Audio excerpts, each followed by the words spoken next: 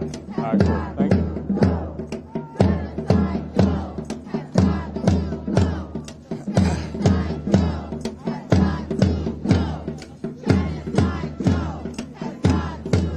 So from the river to the sea, Palestine will be free. And we will free Palestine. Within our lifetime. We will free Palestine.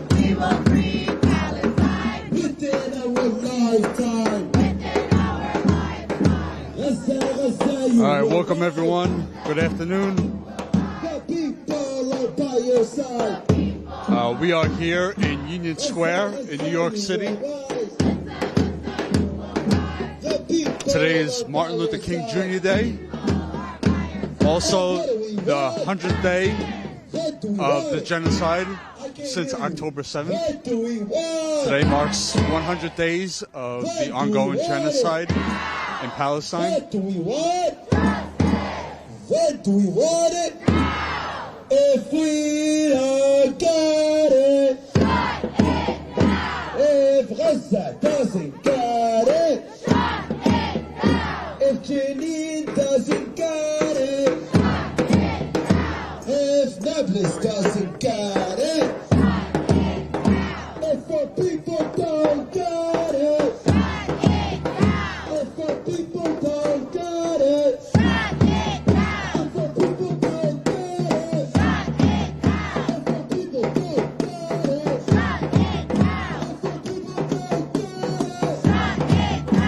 our people don't get it.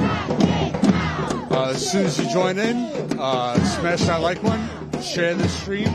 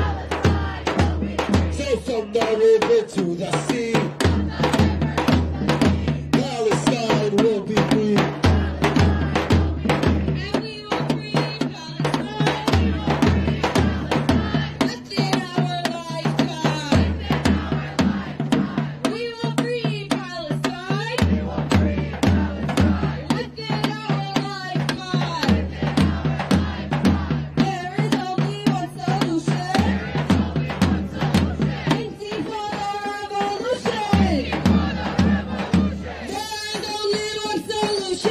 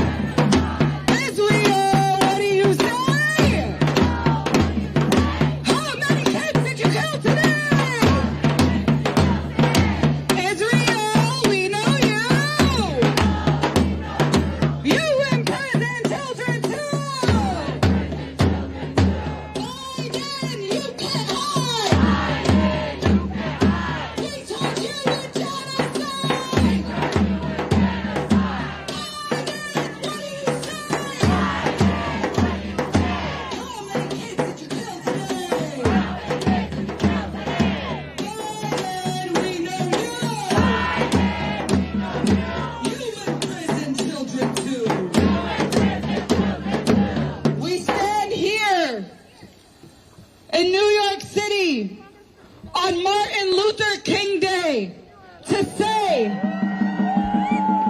as we have been saying the last 3 months, the last decade, the last 75 years of oppression, that Palestinians must be free, and that Israel's continuous attacks on Palestine is nothing less than a genocide that has escalated in the last 3 months, but has been going on for much longer. We are here today as within our lifetime as healthcare workers for Palestine and over 140 endorsing organizations.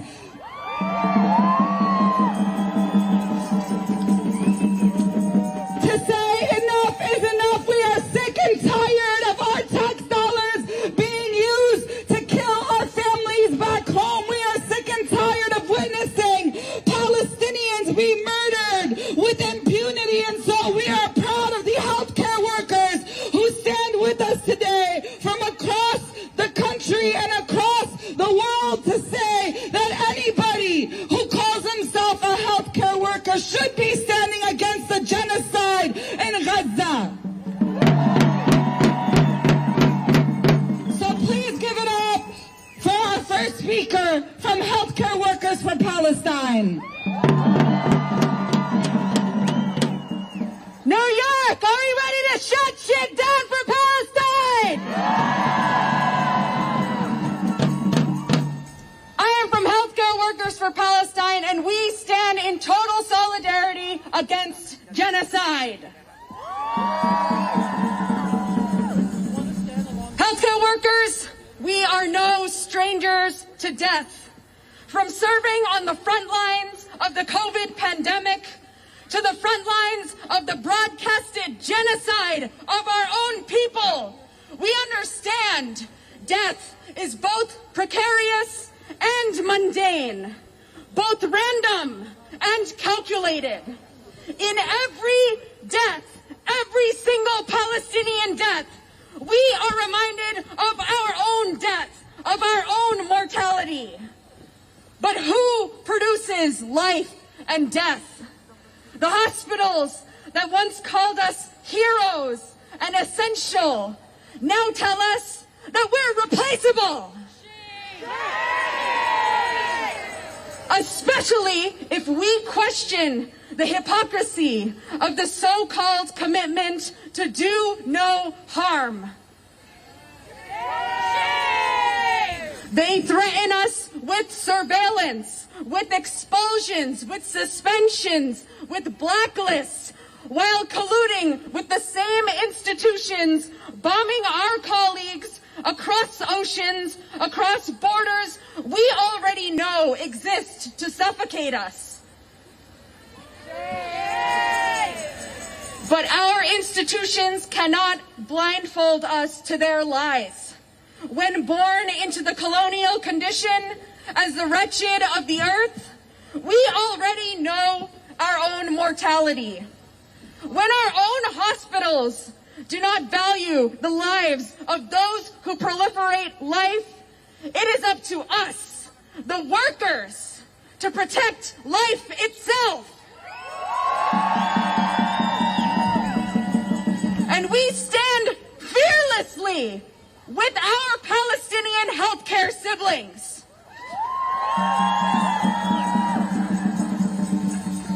Let our grief move us not to nihilism, but to action, to victory. This is our time to assert sumud, to remain steadfast in our struggle. We refuse to accept our debts. We refuse the senseless deaths of our own patients. We refuse the deliberate targeting of Palestinian healthcare workers targeted by the bloodthirsty Israeli and American war machines that possess no regard for life itself.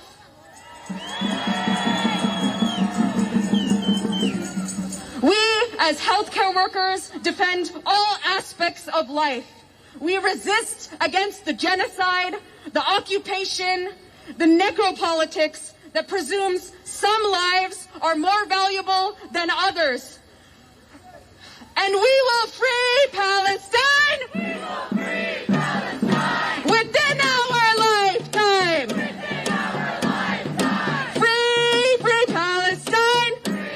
Free Palestine! Free Palestine! Free Palestine! From Bangladesh to Palestine! Bangladesh to Palestine! Ethnic cleansing is a crime! Ethnic cleansing is a crime! From Bangladesh to Palestine! Bangladesh to Palestine! Ethnic cleansing is a crime! Ethnic cleansing is a crime! Thank you!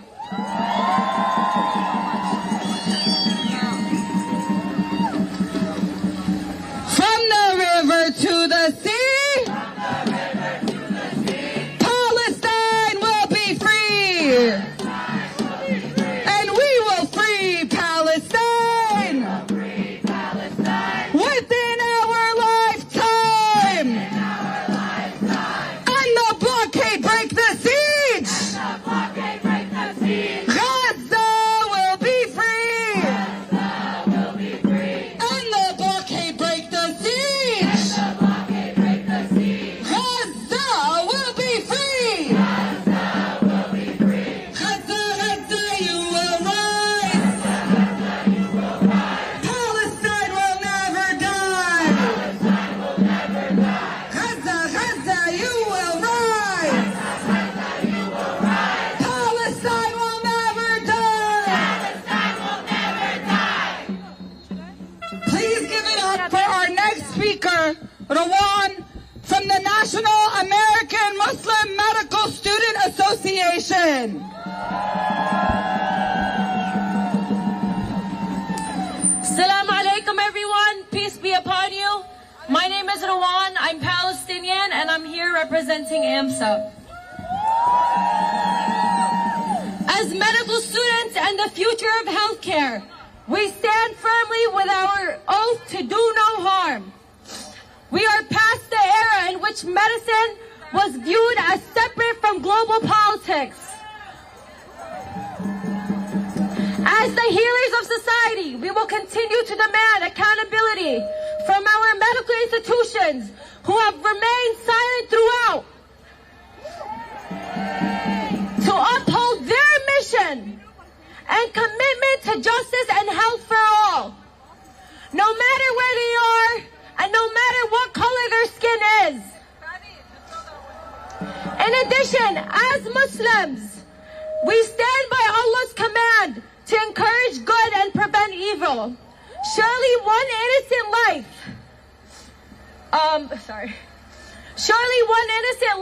is the loss of humanity, and we've stood and watched nearly 30,000 lives be lost in Gaza. Whether they are Muslim, Christian, Jewish, man, woman, or child, nobody has been saved from the indiscriminate strikes of the Israeli government, paid for by the U.S. and your taxes. What good are the humanitarian aid trucks if there are no hospitals left? What good are hospitals if there are no doctors left? And what good are doctors if there are no people to treat left? And what good to do any of us as self-proclaimed healers serve if we remain silent in these times? We as AMSA, as Muslims, as medical students, and as humans call for a permanent ceasefire, an end to the occupation and oppression of the Palestinian people. In doing so, we hope to save the life of at least one innocent man, woman, child, to regain a societal norm, clarity, and to restore humanity. So as a Palestinian, as a medical student, and as a human, we deserve a ceasefire. We demand a ceasefire now. Ceasefire now! now! Ceasefire now! Ceasefire now! Ceasefire now! Ceasefire now! Ceasefire now! Ceasefire now! Ceasefire now! Ceasefire now! Ceasefire now! Ceasefire now! Ceasefire now! Ceasefire now! Ceasefire now! Ceasefire now! Ceasefire now! So free Palestine! Free Palestine! Free Palestine! From the river to the sea, Palestine will be free. لا إله إلا الله والشهيد حبيب الله. لا إله إلا الله والشهيد حبيب الله والصهيوني عدو الله. So free Palestine. Free Palestine. I'm honored to welcome our next speaker, the resident scholar for the Mass Youth Center in Brooklyn, Sheikh Mohammed Badawi. Assalamu alaikum. Allah subhanahu wa ta'ala tells us, Almighty God tells us in the Quran, A'udhu billahi minash shaitanir rajim, Ya ayyuhalladhina amanu kunu qawwamina bil qisti shuhada'a lillahi walau ala anfusikum awil walidayni wal aqrabin. إن يكن غنيا أو فقيرا فالله أولى بهما فلا تتبعوا الهوى أن تعدلوا وإن تلووا أو تعرضوا فإن الله كان بما تعملون خبيرا. I begin in the name of Allah subhanahu wa ta'ala, the glorious, the magnificent, the protector of all the innocent, and the one who humbles all the tyrants. And I ask him to send his peace and blessings upon our dear beloved Prophet Muhammad, the master of his servants. Allah subhanahu wa ta'ala tells us in the Quran, O you who have believed, uphold justice and bear witness to God, even if it is against yourselves or your parents or your loved ones. Refrain from following your own desires so that you can act justly. And if you distort or neglect justice, God is all aware of what you want, of what you do. I wanted to come here to thank first and foremost Allah subhanahu wa ta'ala, Almighty God. Because as Muslims, whether we go through good or bad, difficulty or ease, the first thing and the last thing that we ever do is always to thank Him. I wanted to thank also the organizers within our lifetime and healthcare workers for Palestine for putting this together. I wanted to thank all of you for coming out after over 100 days of this continued genocide and oppression and massacre. For coming out despite the cold. For coming out despite being on your day off and having tens of other options for what to do. You chose to be here following this commandment, standing for justice. So thank you. But most importantly, after thanking Almighty God, I want to thank the Palestinian people. I want to thank them for reminding us of this sacred struggle for justice that God mentioned so many times in His holy revelations. I want to thank them for reminding us, after the world has become complacent and forgotten for decades, I want to thank them that they reminded us that no matter the size of your oppressor, no matter their wealth, no matter their alliances, no matter their equipment, resistance is never futile. I wanted to thank them. I wanted to thank them for reminding us that this didn't start 3 months ago. This didn't start with the Intifada. This didn't start in 1948 with the Nakba. I wanted to thank them for reminding us that this started over a century ago, when the British Empire chose to take a land that it had no right over and hand it over for colonization and occupation and oppression. I want to thank the Palestinian people for reminding us that justice is greater than all of us. For when they bury loved one after loved one, when they sift through the rubble of their homes, when they pick up the remains of their children in plastic bags, the first things that come out of their mouths is thanking God Almighty, is recognizing that He's greater than all of us, recognizing that we will stand before Him on the Day of Judgment when ultimate justice will be established. I want to thank them for reminding us, for us to be on the right side of things then, we have to be on the right side of them here and now. So thank you to the Palestinian people. I want to thank the Palestinian people for reminding us that justice isn't a person. Justice isn't an organization. Justice isn't a country or a building. Justice is a component of our faith. Justice is a way of life. Justice is a set of actions and principles that we have to stick to. Justice is greater than all of us. So even if they manage to murder every man, woman, and child, doctor, nurse, and patient, they will find that in our thousands, in our millions, we are all Palestinians. Thank you all for coming out here. Thank you for reminding them that we are still here. The cold will not stop us.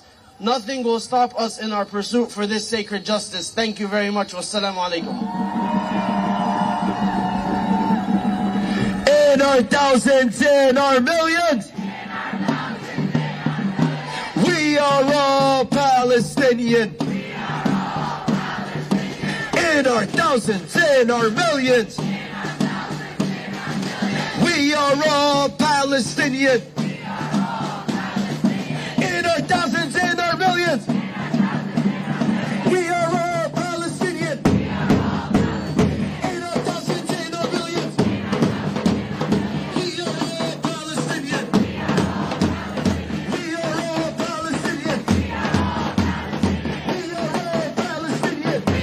are all Palestinian. We are all Palestinian. We are all Palestinian. We are all Palestinian. Hey, hey, ho, ho, the occupation has got to go.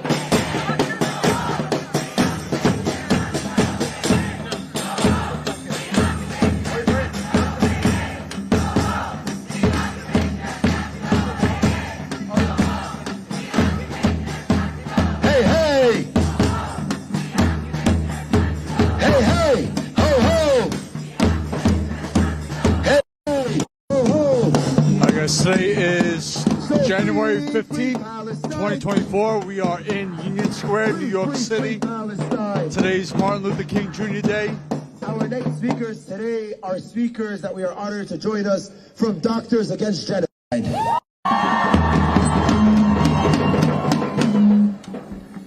New York City! I'm Ribhi Zaru, a spokesperson for Doctors Against Genocide.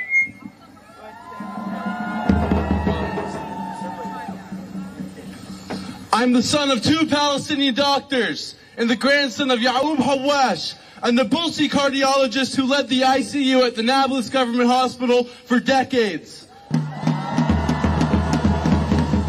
They, like so many of the doctors here and in our coalition, have sacrificed so much to preserve the health of so many. Meanwhile, our elected officials are doing so much to destroy the lives of so many. Each day with their silence, their thinly veiled lies, and their open support, they endorse, encourage, and accelerate the genocide of the Palestinian people. I want to share with you a first-person account from Dr. John Kaler, a pediatrician in our coalition currently in Rafah in Gaza. His words serve as a stark reminder of the hell on earth unleashed on the people of Gaza by the United States and Israel. In the words of Dr. Kaler, I am currently in Rafah, southern Gaza.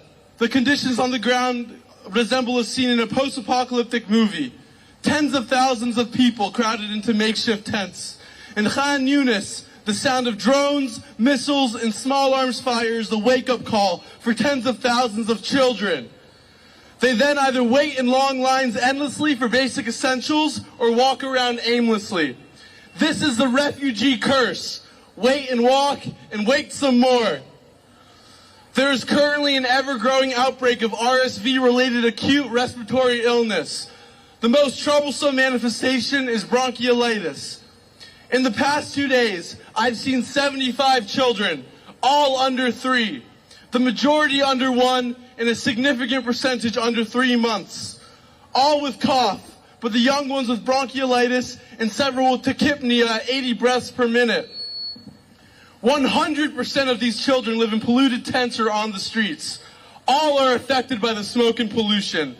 If this is a particularly inflammogenic virus, we will lose 2 to 5% of these infants. War deaths, they won't be classified as such, but they should be.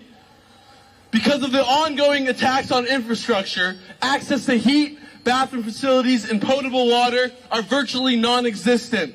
The children are vomiting and have diarrhea. From a public health perspective, the prospect of E. coli, salmonella, or worst case cholera is frightening. There are 3 proposals that are the bare minimum and are irrefutable. First, an immediate and unconditional ceasefire by the IDF. Second, an immediate cessation on the attack of healthcare facilities and our healthcare workers. Third, dramatic increase in the aid crossing into Gaza. What's coming in now is not enough. This is the single most dehumanized area I've ever seen. Camp Moria and Lesbos doesn't hold a candle to it. The Rohingya and Cox's Bazar were initially met with open arms, checkbooks, and a plethora of international NGOs. None of this exists in Gaza. The borders are hardened, and the concentration of internally displaced people is increasing by the day. Once pressed across the Egyptian border, there's nowhere else to go. An area of 175,000 now houses 1.2 million. This is unsustainable. The first step must be a ceasefire, and the agent of change is the U.S.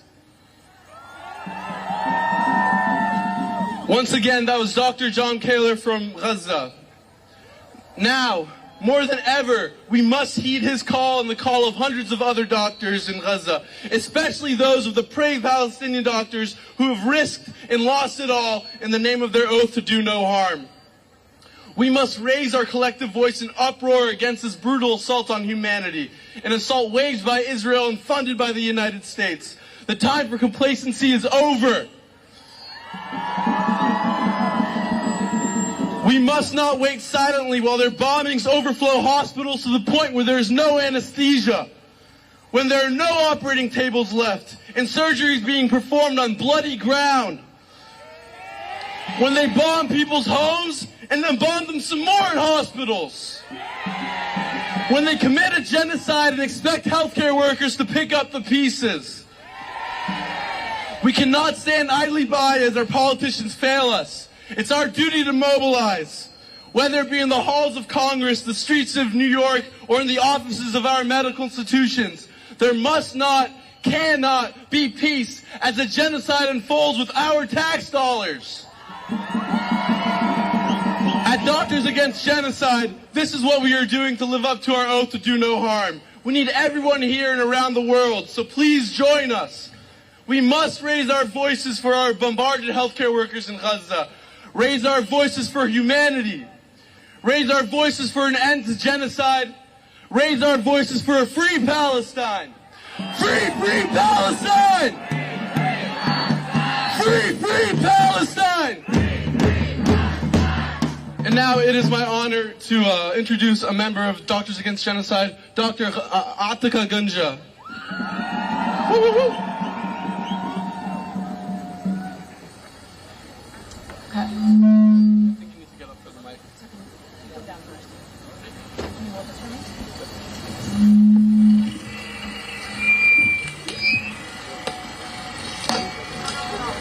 Careful, careful.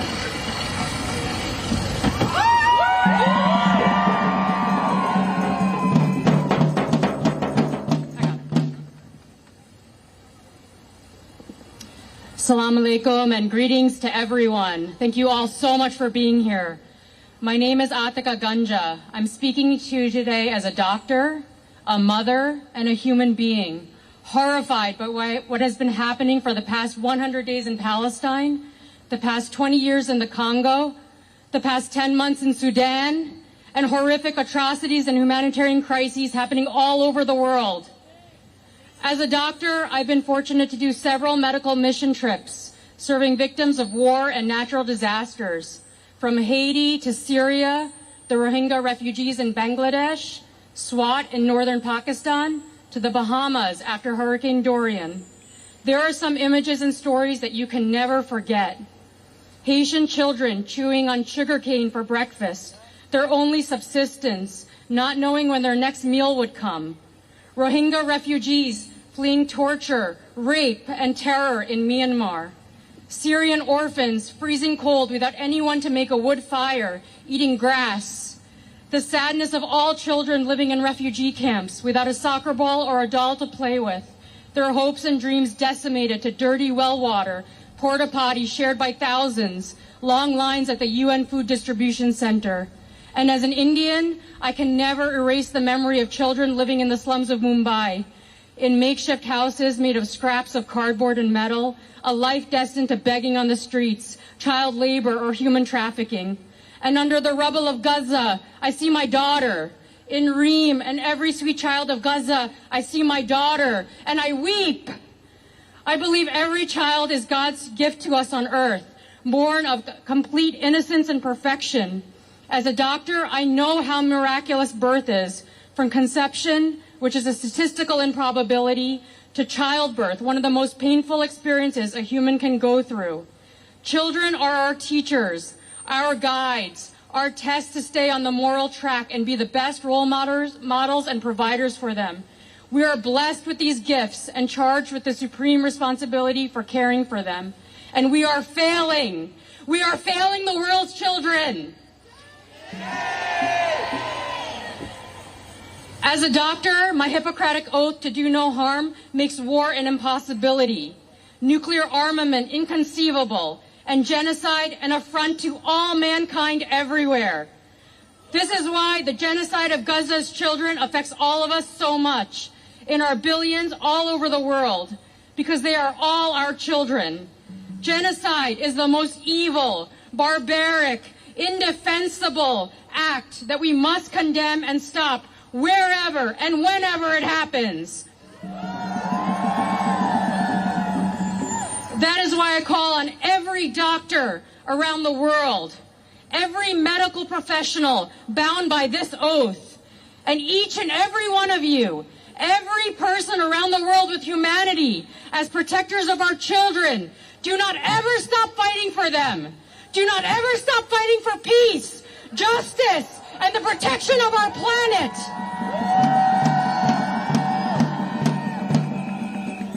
Do not ever think the children of Gaza are not your children. They are all our children. Gaza, Gaza, don't you cry. We will never let you die. Israel bombs, USA pays. How many kids did you kill today? Biden, Biden, you can't hide. We charge you with genocide. In our millions, in our billions, we are all Palestinian. Berah, bedam, niftik ya Palestine. No justice? No justice? Thank you.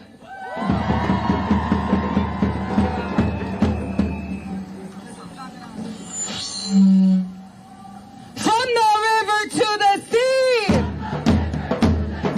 Palestine will be free. From the river to the sea, all our people will be free. Everywhere we go,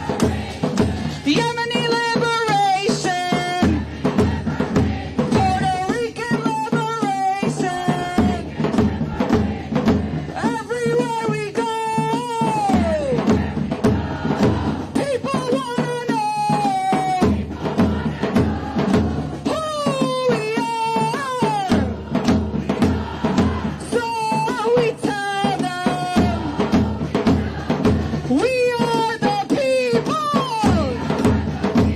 The mighty, mighty people! Fighting for justice! Palestinian liberation! Black liberation!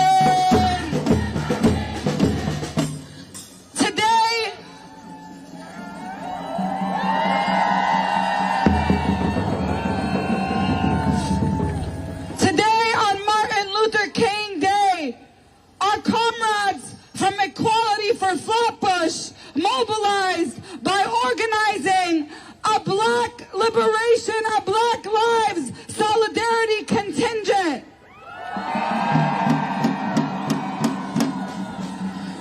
In support of the Palestinian struggle. And we got these people supporting here too, honking in the back.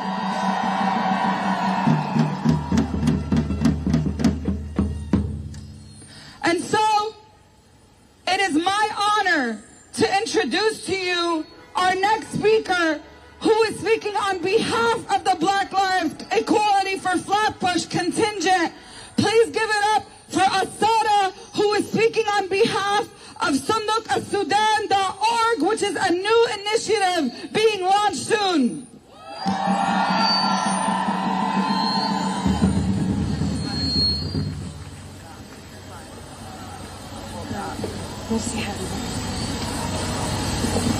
Hi everybody, salam. Salam.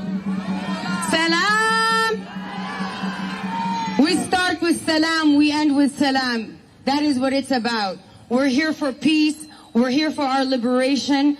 My name is Al-Sara. I'm here on behalf of Equality for Flatbush and Black Lives for Palestine. I'm here on behalf of Sudanese people, on behalf of Palestine.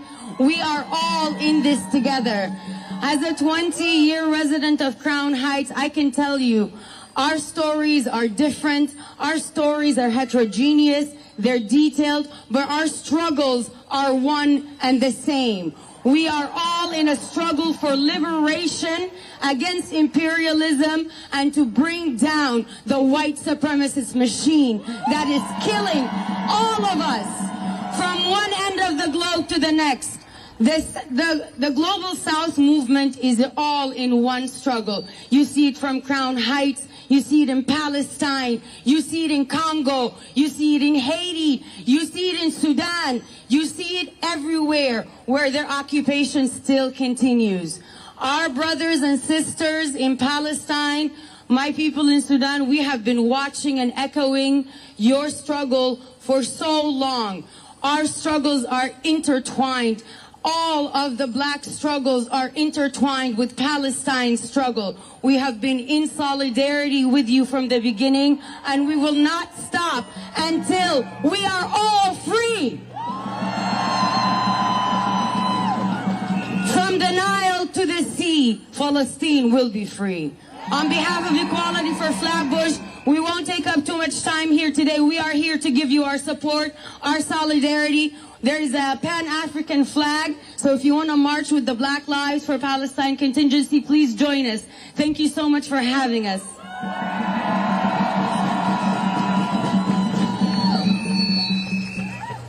Whether it's on the streets of New York City or South Africa, bringing Israel to charges of genocide in the ICJ, our black brothers and sisters have led and have paved the way for us to fight for justice all over the world, particularly in the United States, which is trenched deep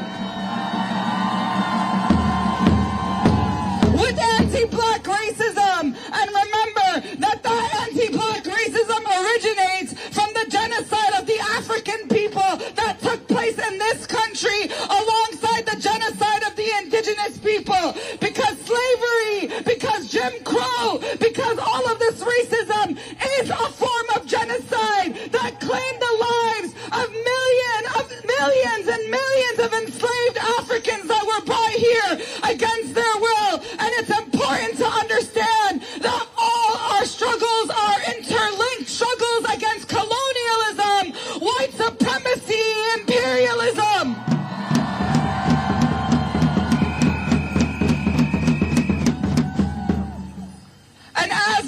Luther King said, injustice to people anywhere is injustice to people everywhere. So we once again send a thank you, a salute to all people who stand in solidarity with Palestine, particularly those who are still fighting for struggles, their own struggles, and fighting for justice for their struggle.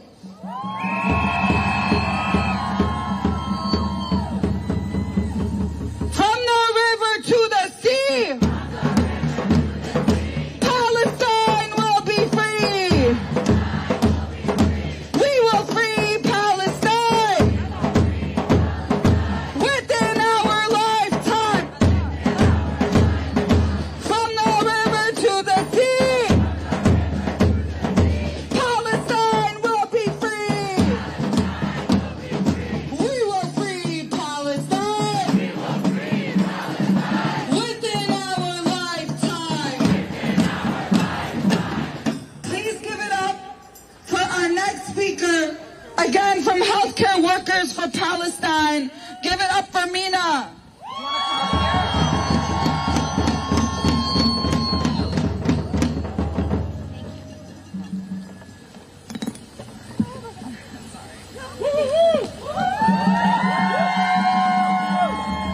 None another nickel, none another dime. No more money for Israel's crime. None another nickel, none another dime. No more money for Israel's crime.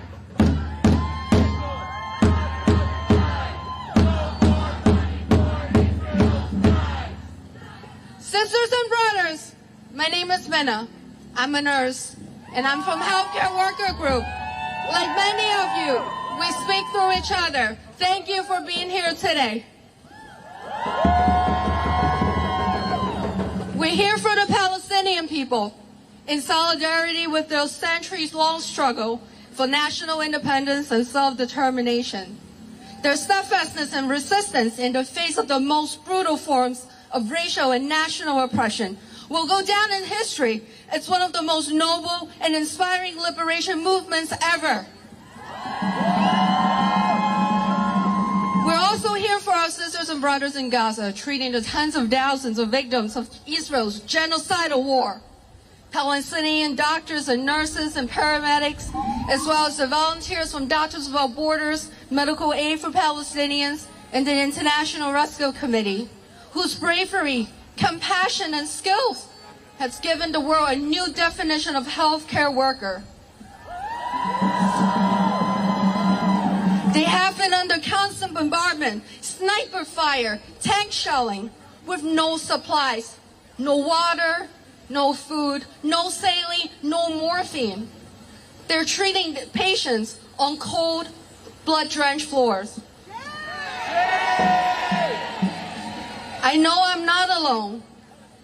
If I, as a nurse, in my career can achieve 1% of what our colleagues in Gaza is doing, I can retire a happy nurse. In 3 months of Israel's war on Gaza, it has killed more than 337 healthcare workers. This is more than the total number of healthcare workers killed in all countries in global conflicts in any single year since 2016. Before the Israeli invasion, Gaza had 36 hospitals. Today, only 6 remain. They have been obliterated in airstrikes. 53 healthcare centers have also been destroyed. 121 ambulances blown up. As a result, 400,000 people have contracted infectious diseases. 10,000 cancer patients face the risk of death. A few days ago, the medical staff in Al-Aqsa Hospital in the neighborhood of Deir al-Balah, the last functioning hospital in the middle of Gaza, were forced to evacuate because Israeli sniper fire on the ICU. They had to leave behind many patients, the ones in neonatal units, the newborns, the patients in post-op, the patients, the elderly who couldn't move. One day after evacuating, the IDF targeted an ambulance en route to Al-Aqsa, killing all 6 people inside, 4 of whom were healthcare workers with the Palestine Red Crescent Society. The BBC interviewed some of the doctors and nurses forced to flee Al-Aqsa Hospital. Dr. Deborah Harrington, an obstetrician, told a reporter, quote, "I can't get out of my mind. A child came in alive, literally burnt to the bone. Their hands contracting. Their face was charcoal, and they were alive and talking. And we had no morphine," end quote.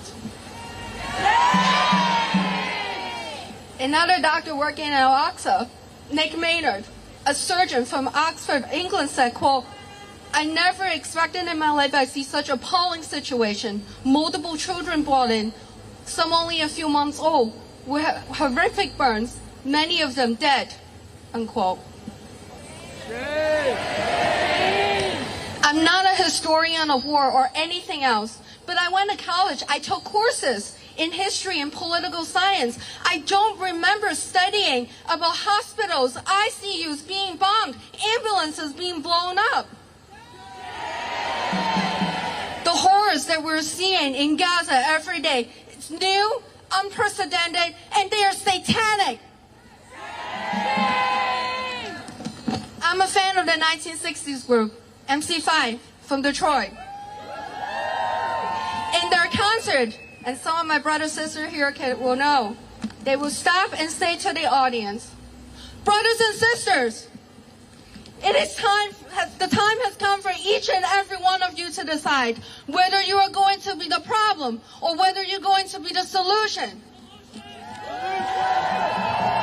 You must choose, brothers and sisters, you must choose. It takes 5 seconds. 5 seconds of decision. 5 seconds for you to realize your purpose here on Earth on this planet. It takes 5 seconds. And it's time to move. It's time to get down with it. And I ask you, are you ready to testify? To testify means that we make 3 demands. 1, NYC and other nursing unions, they need to issue their own statement calling for an immediate, permanent ceasefire now. NYC has yet to do this more than 100 days into this genocidal war. And I ask NYC and other nursing unions, what do the nurses unions if you sit in silence and watch the genocide? 2, and if it is true, as many NYC members believe, that NYC has financial investments in Israeli companies, we demand that this relationship needs to be terminated immediately. 3, we demand that our government reverse its policy of arming Israel to a new policy of sanctions against Israel for its genocide in Gaza. Thank you. Let's testify! Thank you so much.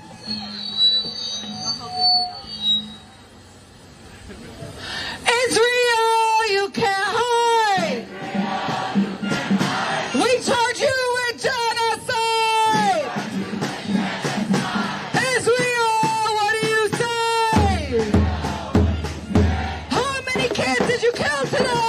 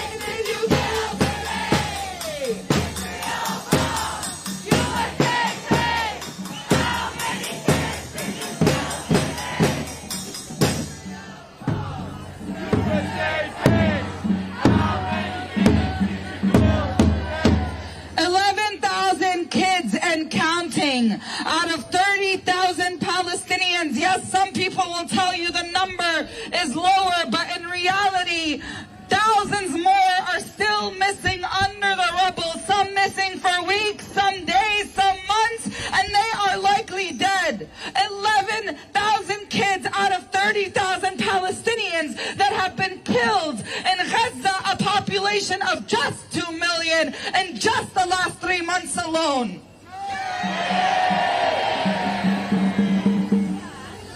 And when these kids lose limbs, an average of 10 Palestinian kids in Gaza lose a limb every single day. They are not able to receive adequate medical treatment due to the genocide, targeting ambulances and hospitals and healthcare workers, and implementing the siege and blockade of Gaza, controlled both by the settler Zionist state of Israel and Egypt, that doesn't allow Palestinians to leave and get healthcare. And that's what you see over here with this cardboard cutout of Sisi and Rafah kills that captures this. This is why it's more important than ever for healthcare workers around the world who say that they support human life to stand against this genocide. So please give it up for our next speaker from Left Voice and healthcare workers for Palestine.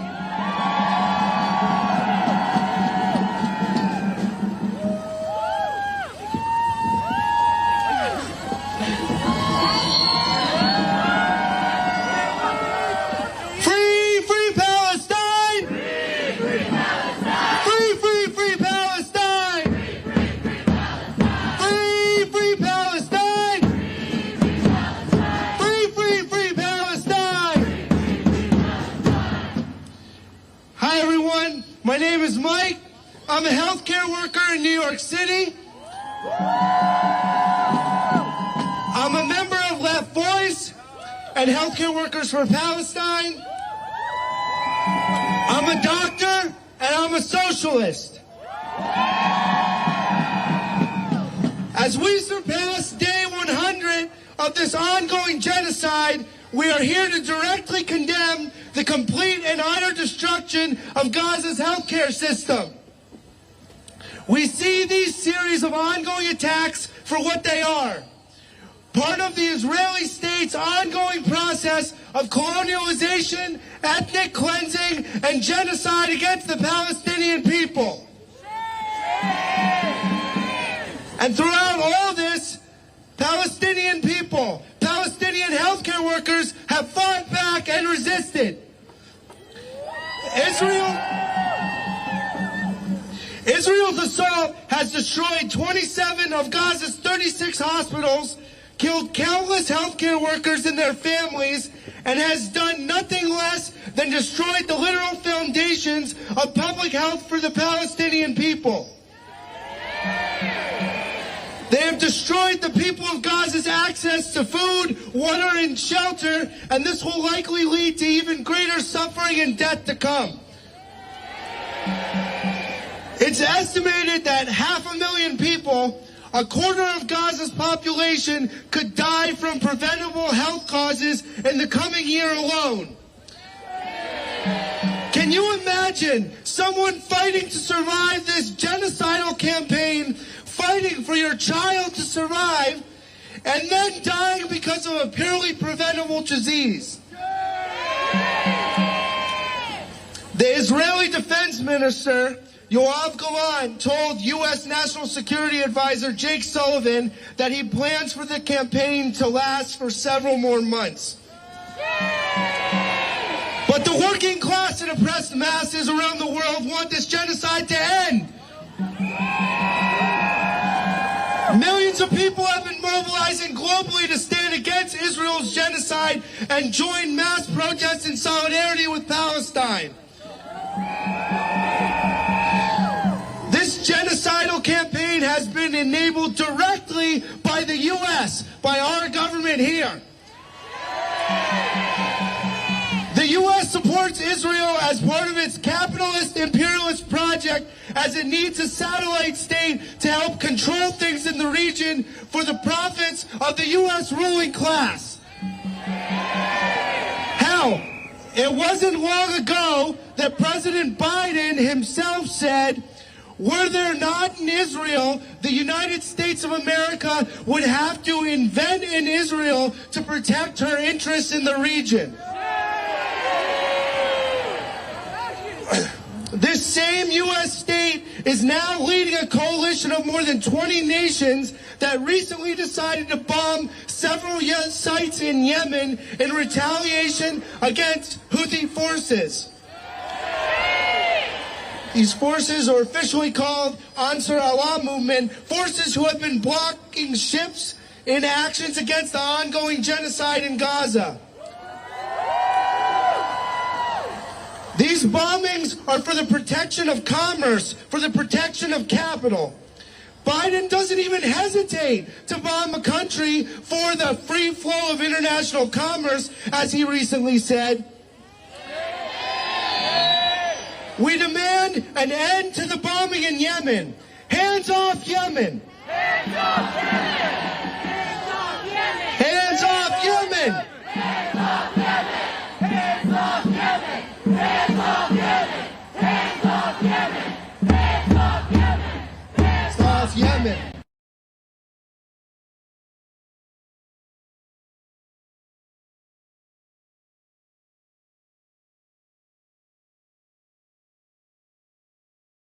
Over Palestinian Yemeni lives. That's what U.S. imperialism and U.S. empire does.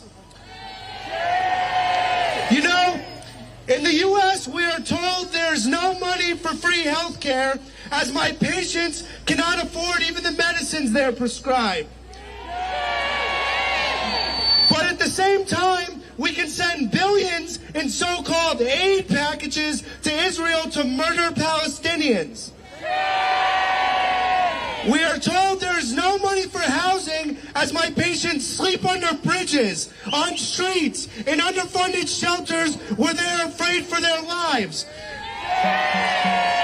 But at the same time, we can approve billions in so-called defense budgets, aka budgets for the military-industrial complex to further kill poor and working-class people around the globe to protect the interests of the rich.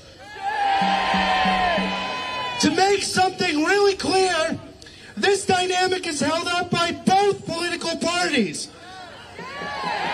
So whether Democrat or Republican, so-called progressive or conservative, the ultimate policy of supporting militarism and imperialism around the globe at expense of the poor and working class stays the same.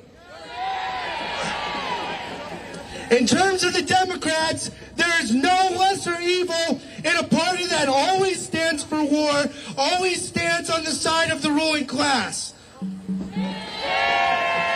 We need our own working class party that stands against imperialism all over the world. That stands for a free Palestine and that fights for socialism. And this dynamic obviously isn't limited to the U.S. It is really an international system of capitalists and capitalist parties using the same tools to oppress all of us. Just look at Argentina, for example, where Zionist President Javier Milei has unleashed a draconian program of austerity, layoffs, attacks on democratic rights, with more than 300 proposed changes to labor and tax laws. Welcome is right. Policies that will benefit the capitalist class while hurting the poor and working class throughout the country. Because ultimately, all over the world, Zionists represent the genocide in Palestine and attacks on the working class and oppressed people. But we should also look at Argentina to look at ways to fight back. They have a general strike plan for January 24th to oppose these attacks.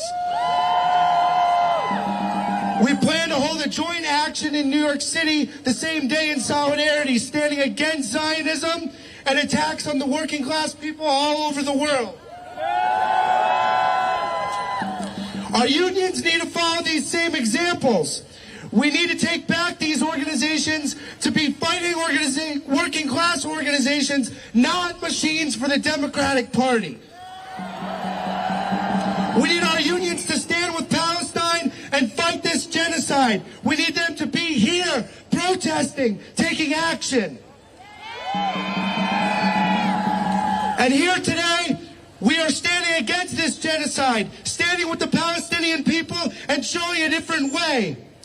We need to continue mobilizing where we are most powerful, in the streets and in our workplaces.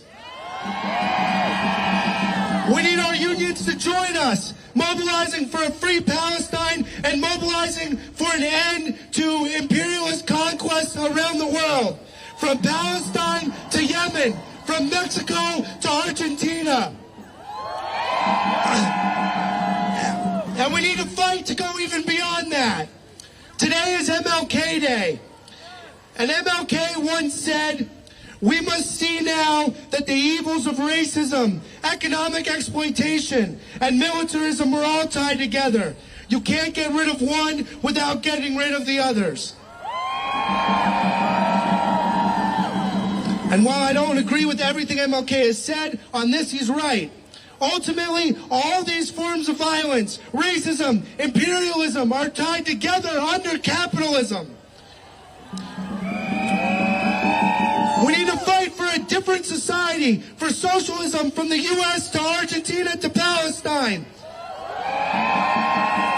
By finally getting rid of imperialism, racism, Zionism, and this capitalist system that has nothing to offer us but further violence, destruction, suffering, and death.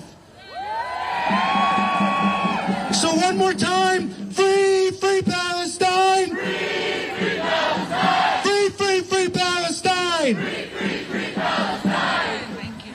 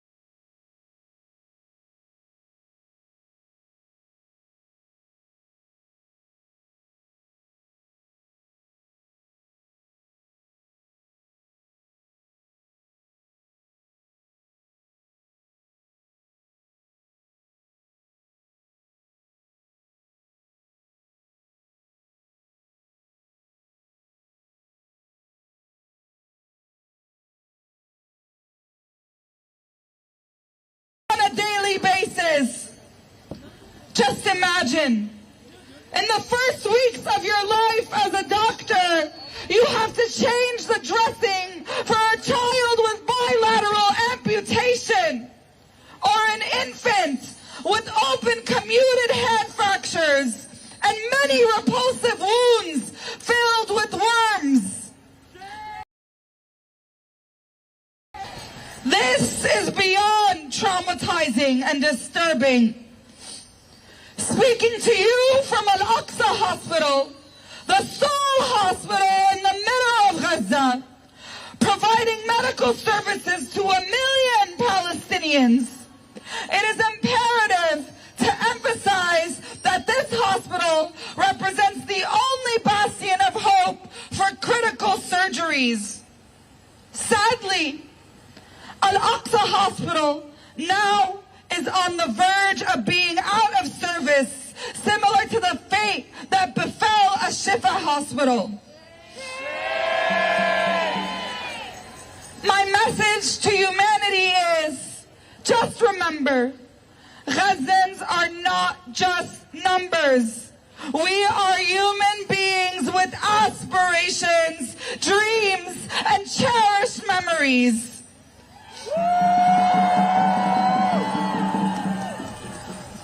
He leaves us with one last line. Push against this madness and tirelessly advocate for its cessation.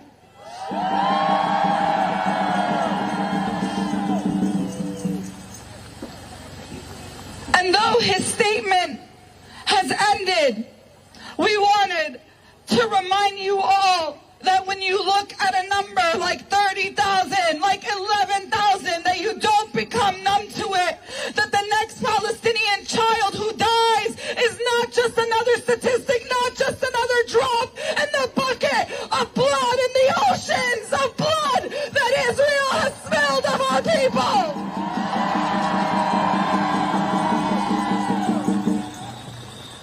And the numbers keep going up. My estimation was off because in the last 100 days in Gaza, it's actually been estimated that over 31,000 Palestinians have been murdered in the ongoing genocide.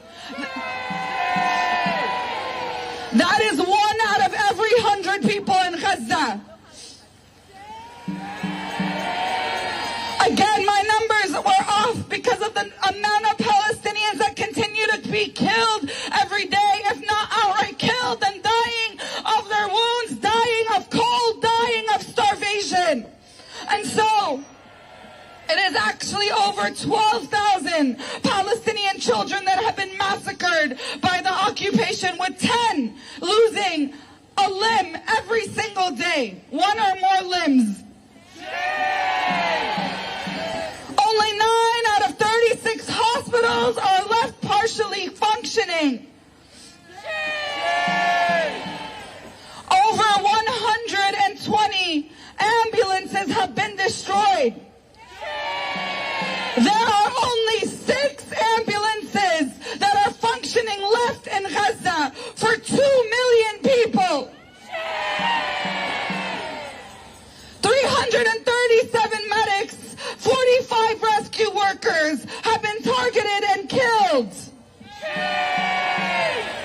1.9 million people displaced during the winter, left to face the rain and cold and tense. So remember that when we stand and gather out here in the freezing cold for just a few hours with our hand warmers, with preparation, with our jackets, with everything that we have access and resources to, they are braving this 24/7 in Gaza, living in tents while their homes were their jackets and their gloves, and everything they had were destroyed with everything alongside it.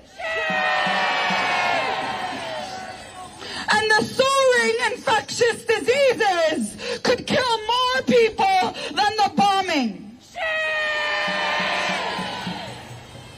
They are suffering the world's worst hunger crisis right now in Gaza. It's not just the killing, it's not just the bombing, it's not just the freezing cold. They are starving. Children have begun to die of starvation. And this is why we take action today. So when you're cold, when you're tired, whatever happens, remember what we are here for, and that we have people in the crowd amongst us who have lost family in Gaza and all of Palestine in the last few weeks, months, and years, and they are here to mourn and collectively rage and grieve together.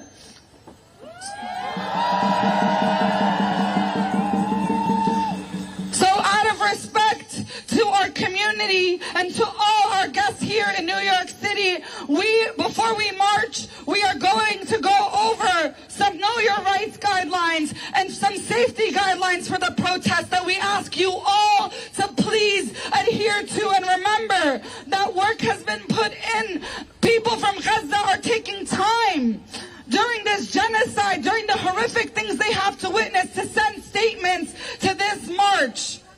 And we want to make sure that all the messages that we are getting out there are at the forefront of this march. So please listen carefully to the Know Your Rights and to the safety guidelines and adhere by them.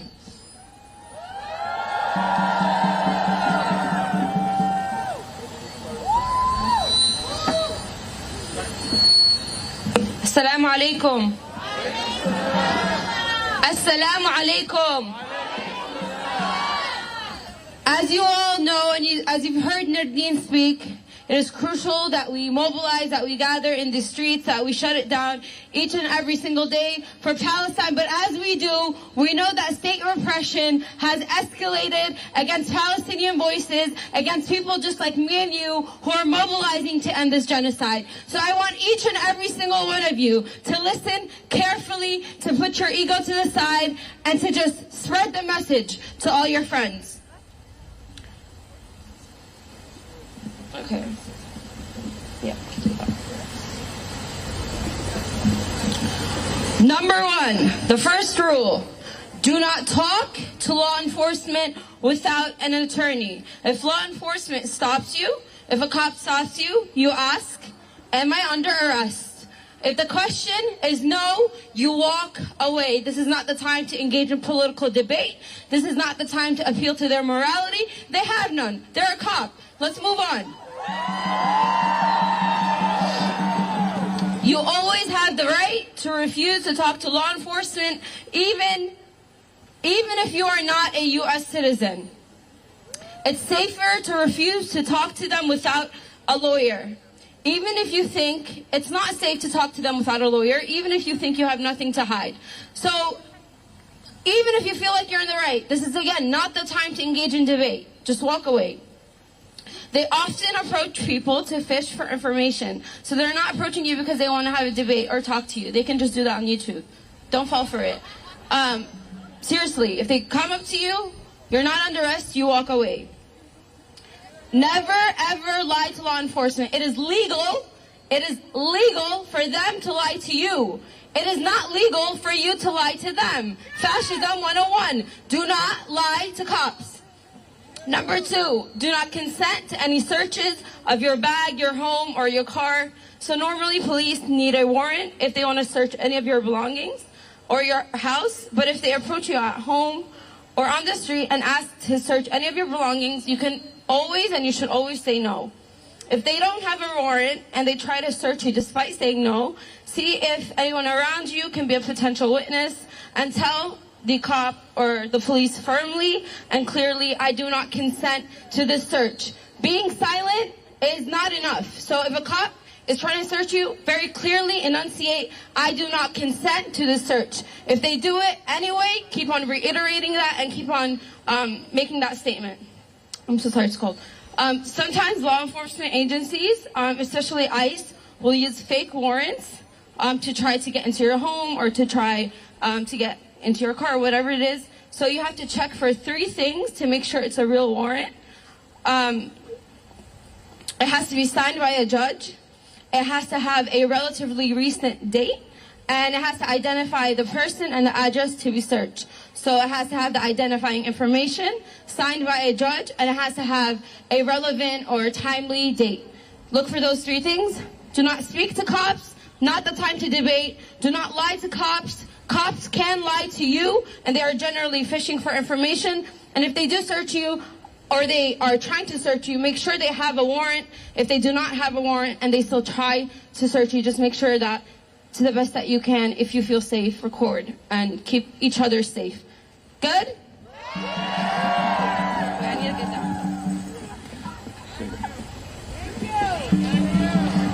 Next, we have some safety guidelines. First and foremost, we keep us safe.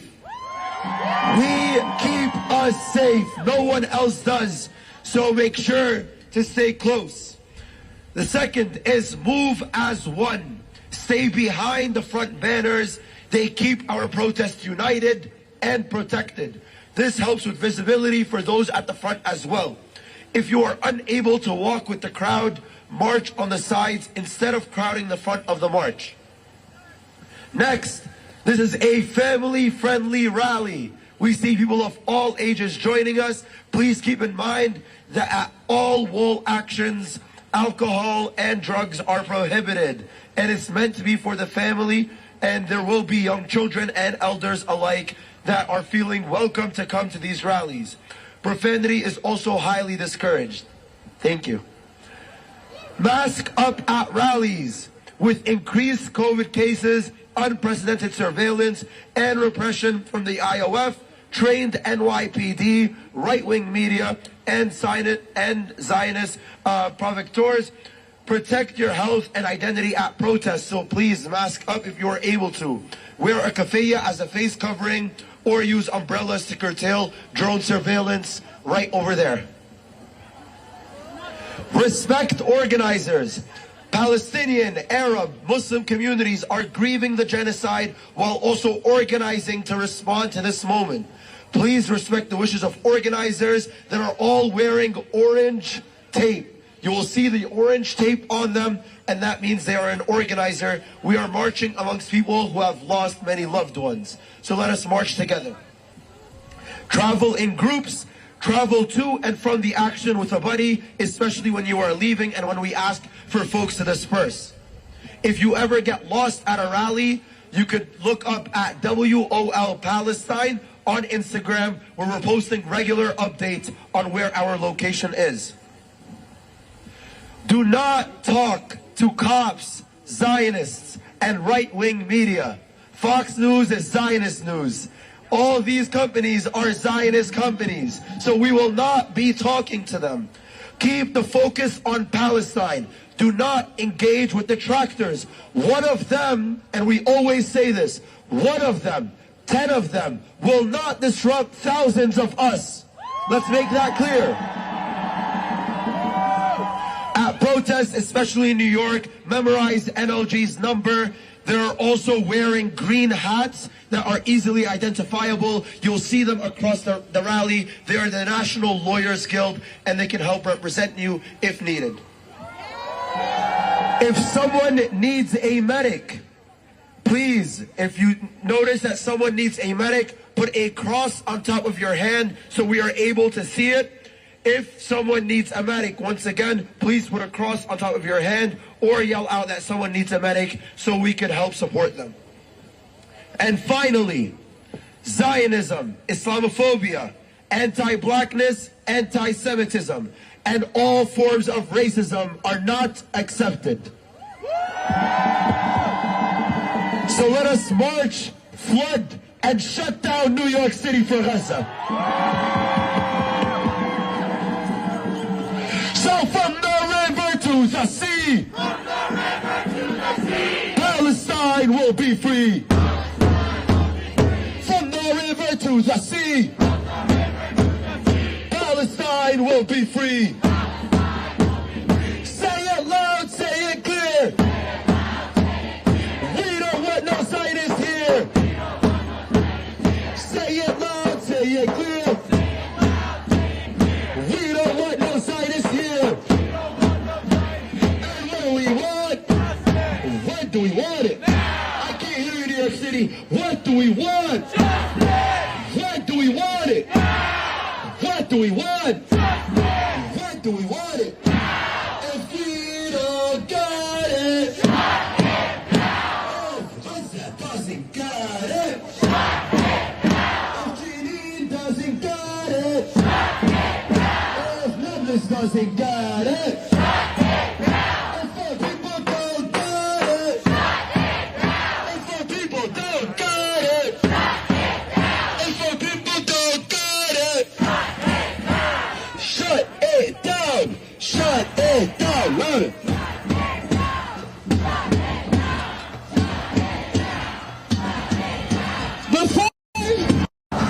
One second. Before we begin marching, we need volunteers to hold up these 6 stretchers that we made that have models of Palestinian bodies. When Palestinians are killed in Palestine, when they are martyred, when their blood spills, they are wrapped in the Palestinian flag and they are carried on the shoulders of our people throughout the march. We have 6 of them here, and we also have body bags in the shape of children to remind people that this is what healthcare workers in Palestine are seeing every day, a genocide of their people, and they have to move on like life is normal. Because they need to continue to treat the sick, they need to continue to treat the wounded, and they don't have time to process the trauma of the horror that they are witnessing. So please hold them up high if you can on your shoulders, and for other people throughout the march, please feel free to check in with the volunteers who are holding these. And if they need help to take their place, if they need a break, offer them support. Right,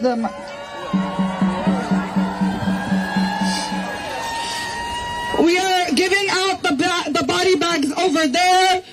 Thank you to our volunteers here who volunteered to hold this up. And we are setting up our sound system for marching now. We're going to set up the banners, and once we're ready to go, make sure everyone please stay behind the banners, especially media. Get your shot and get out of the way. We don't have time for you to obscure the messages of our banners, of our people in the front, of our healthcare workers. We're not here to perform for you. We are here for our people. So get your shots from throughout the march and don't crowd the front. Thank you.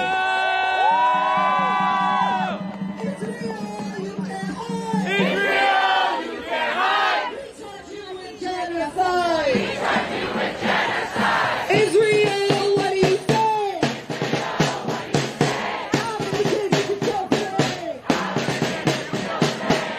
Israel,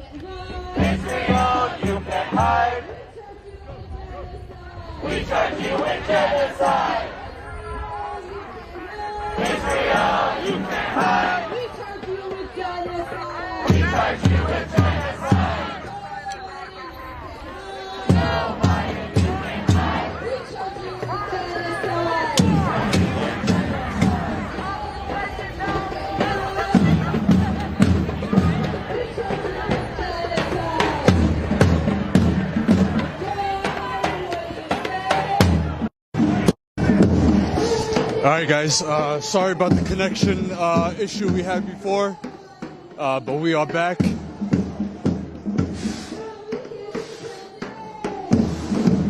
It's a cold day here in New York City.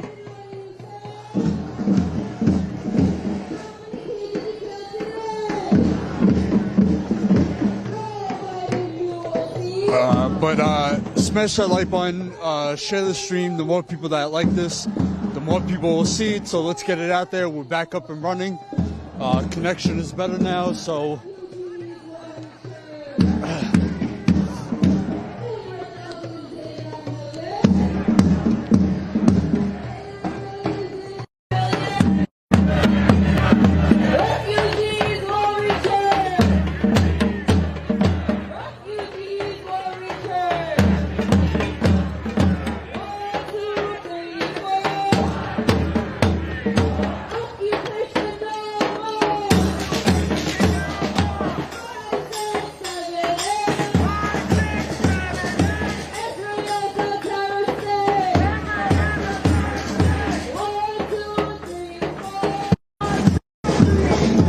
So just to give you a rough estimate of how many people are out here right now, I would say anywhere from 2,000 to 3,000, maybe even 4,000 people out here.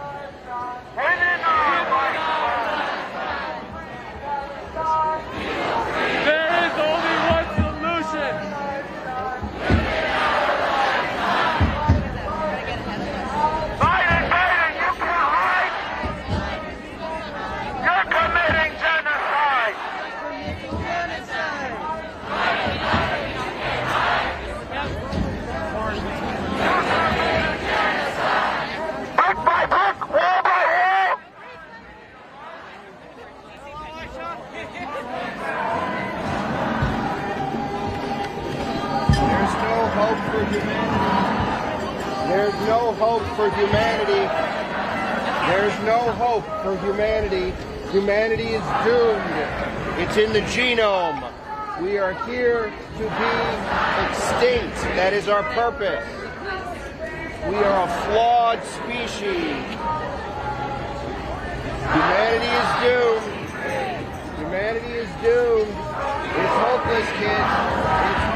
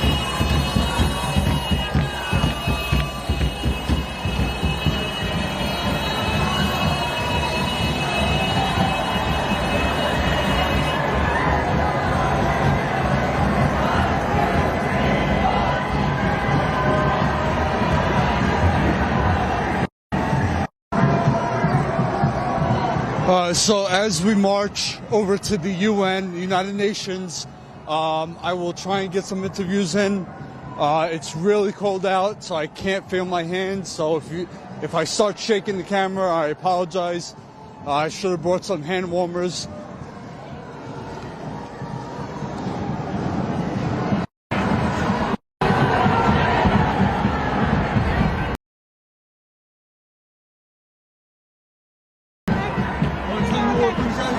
What's that? What brings you out here today? The death and destruction of innocent people. Too much suffering. Yeah. Too much guilt. So being that today is Martin Luther King Jr. Day, what do you think you would say about Biden and about all these politicians who continue this? He would be horrified. He'd be horrified. Who wouldn't?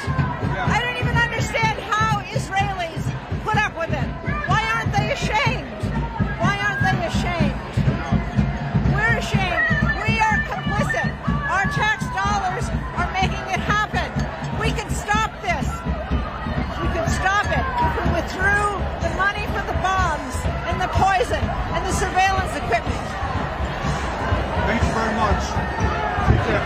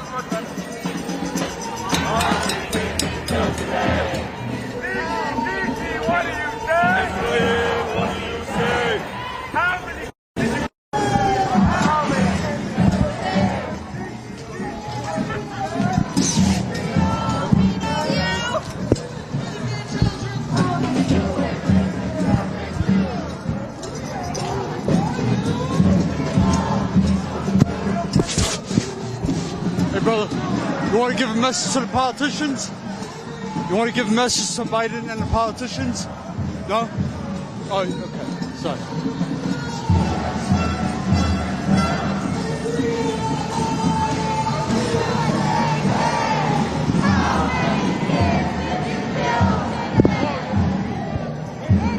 What's that? Oh. What's that? Status Coup on YouTube.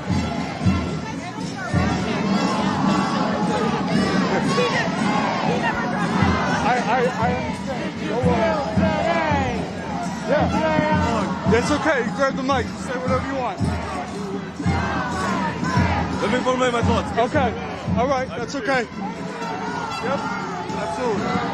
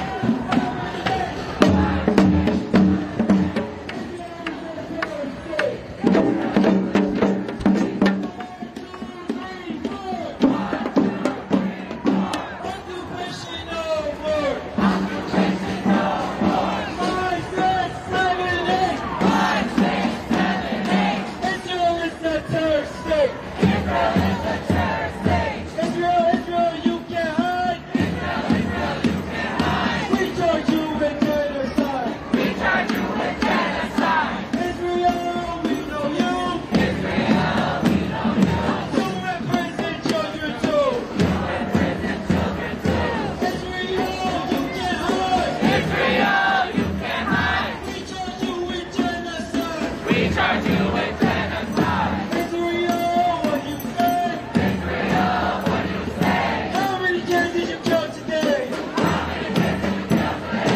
Israel, what do you say? Israel, what do you say? How many kids did you kill today?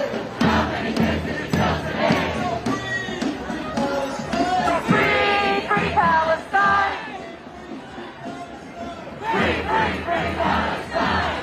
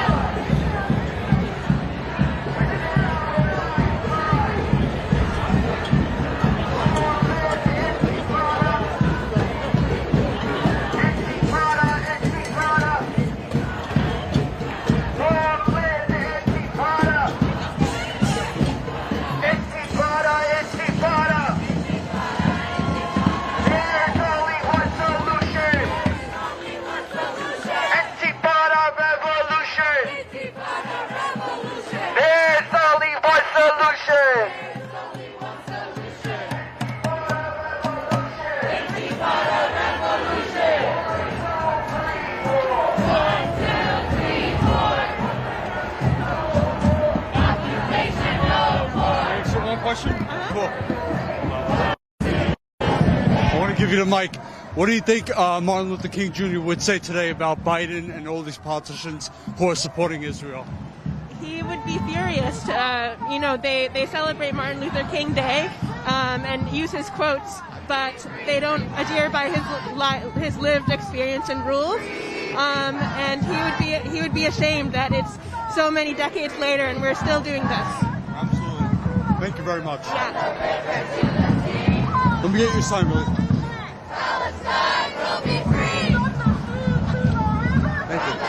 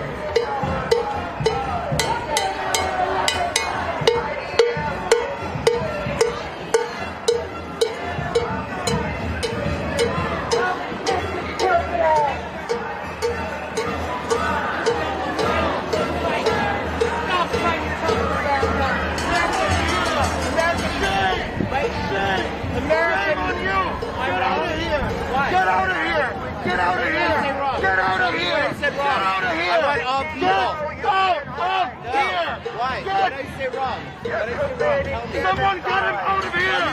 Someone get him out of here! Someone get him out of here! No! I just want the good people to be right. What did I do? What did I see wrong?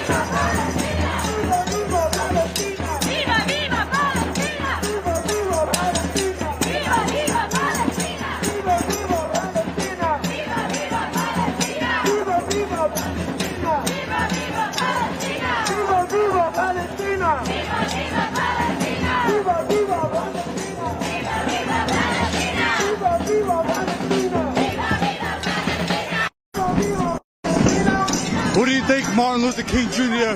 would say about Biden and these... Oh, no, okay. All right, she didn't want to get an interview? Hey.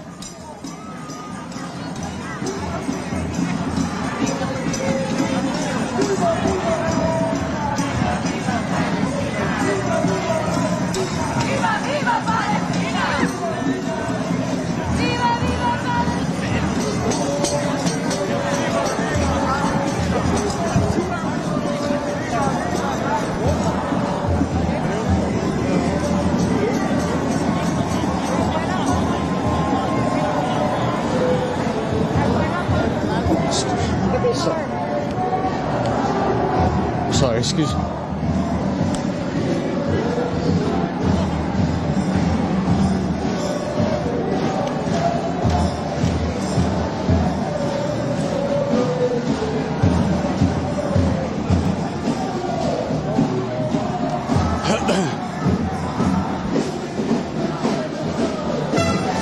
Hey guys, a lot of people do not trust the media, and which is understandable, but you know, we're independent. We're not the mainstream media. We're not corporate media.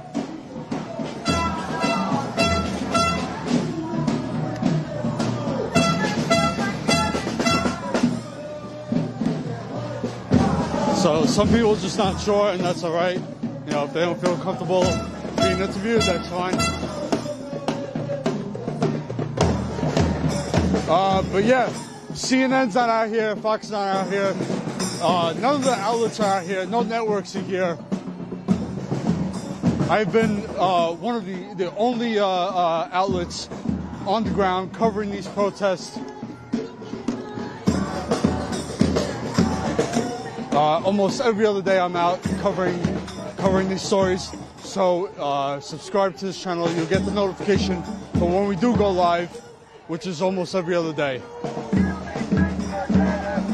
Smash the like button, share the stream. It's a cold day out here. I can't feel my hands.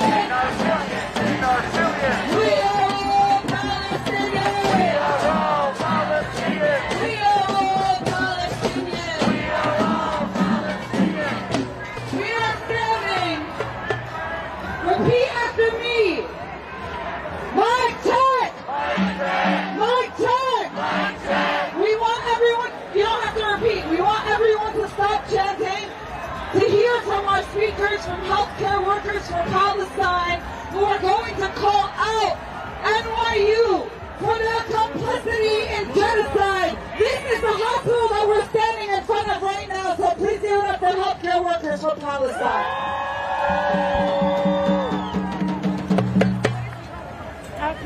My name is Nina. I'm a nurse and I'm a member of Healthcare Workers for Palestine.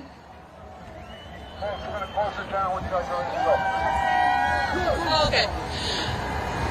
I'm a socialist and I'm a member of Left Voice. We're out here in front of Bellevue, where I completed rotations in the ICU at the VA hospital. Yesterday marked 100 days of the ongoing genocide of Palestinians in Gaza. The devastation, especially in the healthcare sector in Gaza, is astounding. New York City's hospitals and healthcare systems have maintained near silence over the ongoing crisis in Gaza. Shame!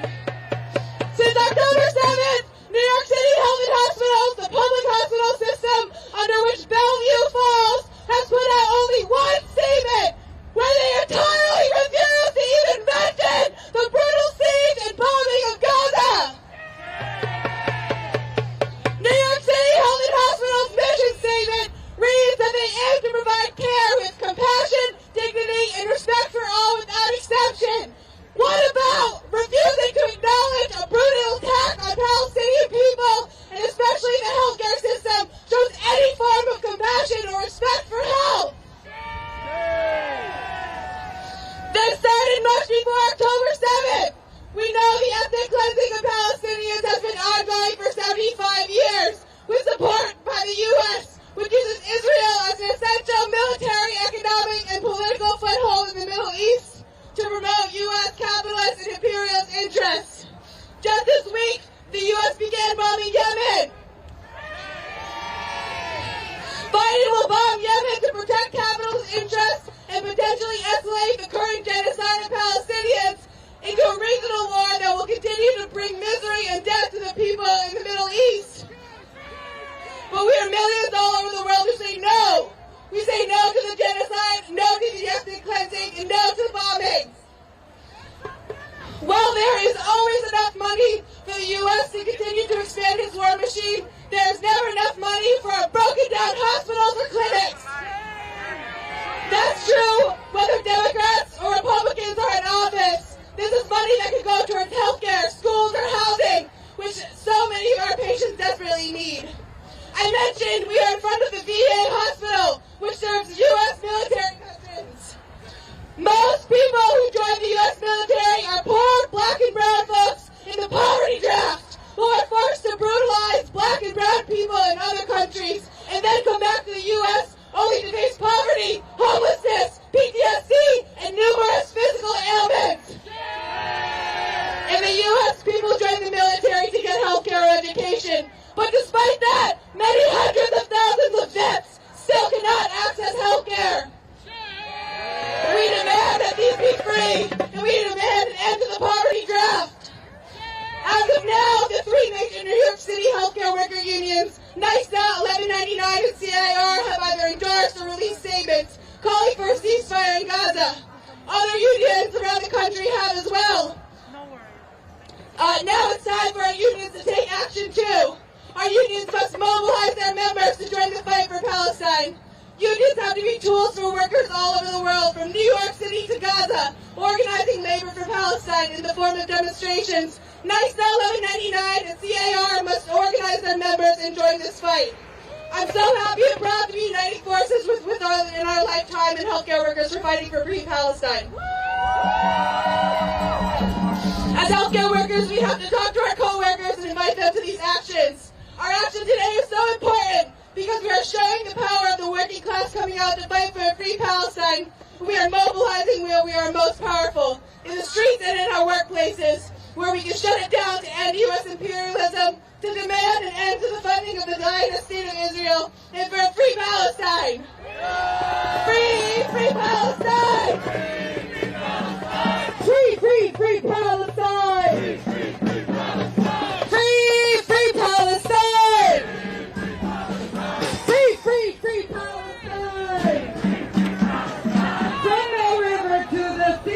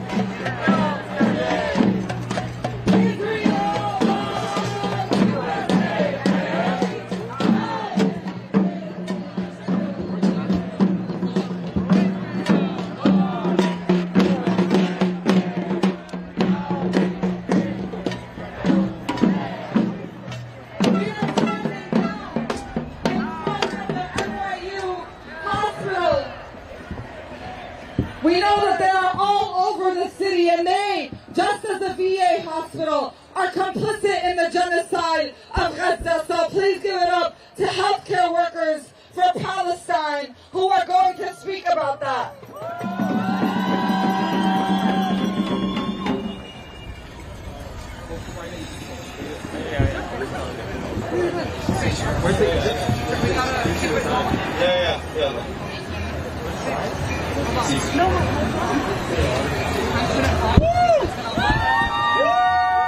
Mic check! Mic check! First and foremost, glory to all our martyrs. Martyr, shaheed, comes from the verb shahida, which means to witness. Ana ushahid, I'm witnessing. Antum tushahidu, you are witnessing. Nahnu nushahid, we are witnessing a genocide. We have witnessed 100 days. We have witnessed 360 attacks on healthcare facilities. We have witnessed 375 healthcare workers killed with their families. 6 ambulances functioning for 2 million people. We are witnessing injustice in front of our eyes. We are witnessing the destruction of infrastructure and water supply, one that has already been compromised for decades. For decades. We are witnessing a system that has collapsed. 65,000 injured, 11,000 children with their limbs amputated. They are purposefully starving a population of over 2 million. Let me repeat, they are purposefully starving a population of over 2 million. 25,000 children. We have witnessed 25,000 children become orphaned and lose their parents. We have witnessed the malicious intent that our siblings in South Africa have so eloquently highlighted, the genocidal intent to flatten Gaza and to deal with the human animals.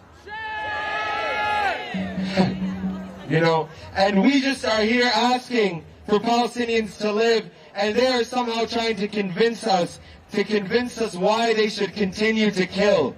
And yet this is an affront to these institutions that we are standing in front of today. We call for basic rights for all our individuals, all our Palestinian family, the sick and the healthy, and we are silenced. There is a Tel Aviv academic center funded by NYU that bars, shame, yes, shame, that bars faculty of Palestinian descent from accessing academic opportunities. They suspended Dr. Masoud, a Palestinian resident of NYU, for speaking about his people's suffering. They sent a hospital-wide email encouraging staff to report on co-workers' social media. This is McCarthyism. This is fascism. They donated $9 million to Technion Israel Institute of Technology to fund cancer research. All the while, the only place that you can get cancer treatment in Gaza has been destroyed. So here we are not asking sympathy from a cruel world. We are resisting and taking it. Thank you for coming. From the river to the sea, Palestine will be free. We will free Palestine within our lifetime.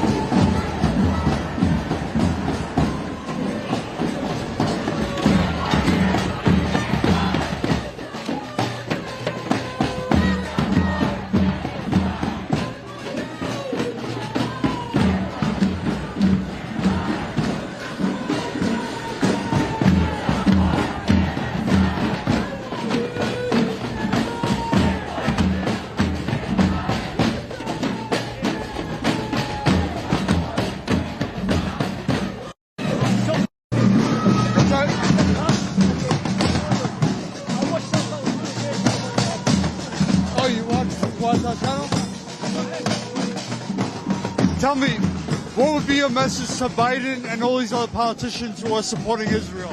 Okay, Biden, you can kiss goodbye the Oval Office. This is it. No more. No more for years. Say kiss goodbye the White House. Do you think his support for Israel will cost him the election this year? Absolutely, absolutely. Not anymore. Not anymore. Enough is enough. He was a stupid investor, a stupid inventor. He said the best investor is a stupid dummy head person. He's dummy head person. Thank you very much. Thank you.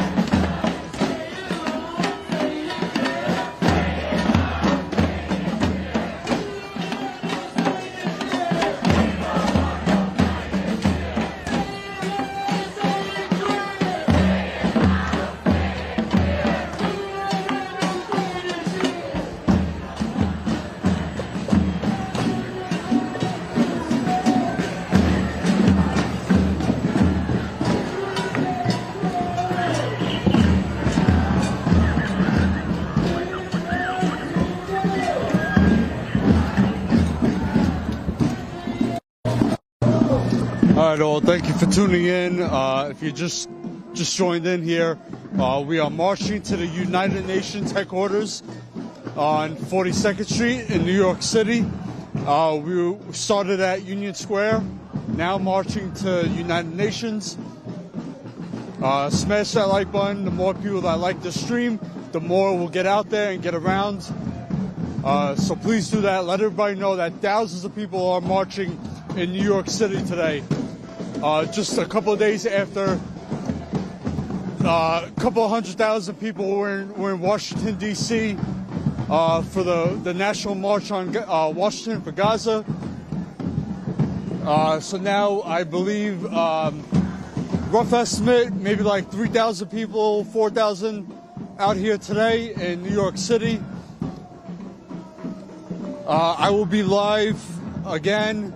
I'll be live for a couple more hours today, but this week it's going to be a busy week, so make sure you subscribe to this channel. You'll get the notifications for when we do go live.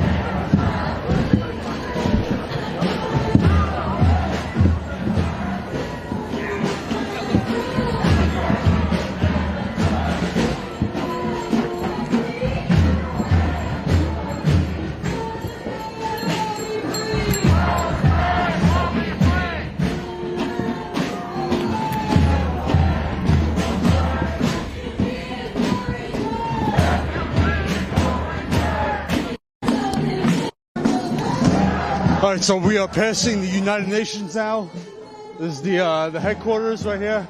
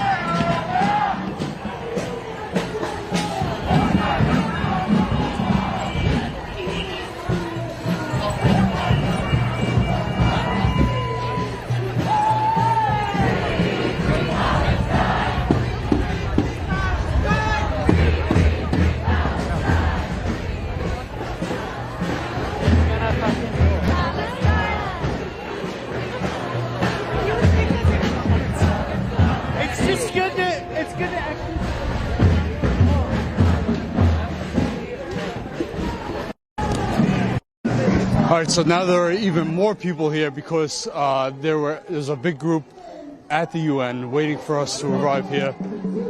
Excuse me. Sorry, thank you.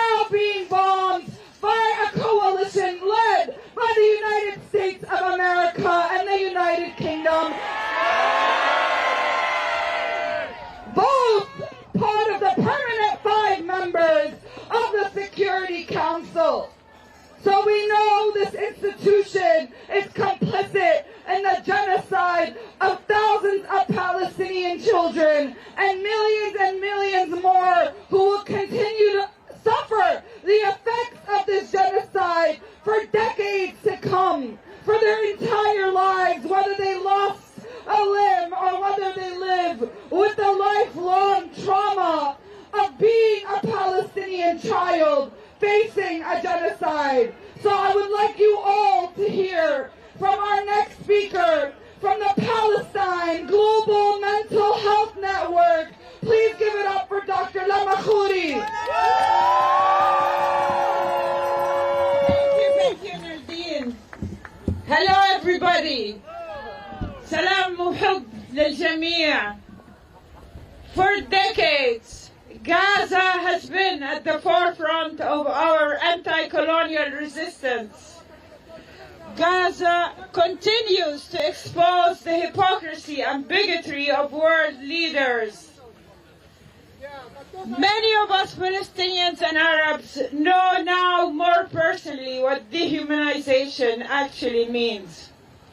That the wounding of and loss of our children, the cries of our mothers and the leveling of cities doesn't mean anything to those of power. We know now that international law is toothless, that equal rights are nonsense, and that racialized colonization is the norm. The Zionist project aims to crush our souls. It aims to infect our minds and hearts to quell our resistance. They think that these psychological tactics will scare us, or that their propaganda and fake news are airtight. They think we will burn out. Well, they picked the wrong nation. Let me bring things to where we are at this moment. Perhaps we are not in Gaza. We are not displaced, 30, starving, and wondering if the next bomb will wipe our family. Still, every feeling, thought, or emotion you are having is true, justified, and real. Despair is real. Grief is real. Rage is real. Our sumud is about rising repeatedly and using our grief, pain to fuel a vision for a just present and a hopeful future. Palestine will be free. Gaza will be free. And we will all go back to Palestine and Gaza to clean the rubble, rebuild homes, and sing and love with our people. Please keep talking about Palestine, keep sharing, keep posting, keep hoping, and keep believing. Keep disrupting in whatever large or small way you can, as this is love, and love is a practice of freedom. Let me finish with a chant, and I hope you'll chant with me. The people united will never be defeated. The people united will never be defeated. The people united will never be defeated. The people united will never be defeated. The people united will never be defeated. The people united will never be defeated. The people united will never be defeated. The people united will never be defeated. The people united will never be defeated. The people united will never be defeated. The people united will never be defeated. The nation united will be defeated because the United Nations is an obsolete, impotent, imperialist project that is only used to justify the murder, the incursions, the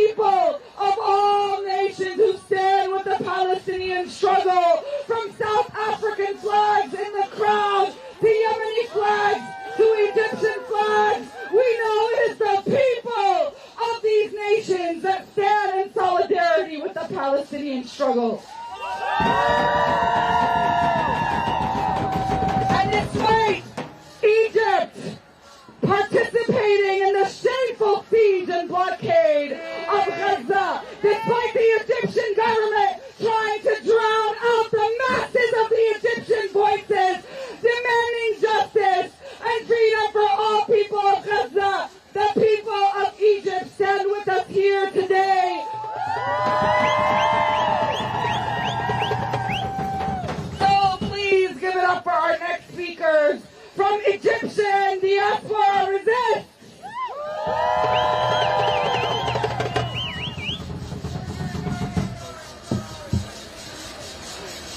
Hi everyone. So since what? Okay. Yeah, we thought this opportunity would be perfect because the Egyptian consulate is right here, as well as the Egyptian mission to the United Nations. So what does it mean that the only Arab country that borders Gaza, Egypt, instead of being a haven of solidarity and complying with its responsibility under international law, is actually an active agent in this genocide? For 101 days, 2.3 million Gazans have been facing and continue to face a relentless genocide, enduring atrocities beyond comprehension. The horrors they are facing, the extent of them, are still unknown. Today, as the Egyptian diaspora resists, we are here to reaffirm that we stand in solidarity with our people in Gaza, and we join the Gaza Group, which is a collective of Palestinians from Gaza in exile and in Gaza, to emphasize that Palestinians in Gaza are not solely dying as a result of Israel's airstrikes, but also as a result of Egypt's deliberate closure of the Rafah crossing.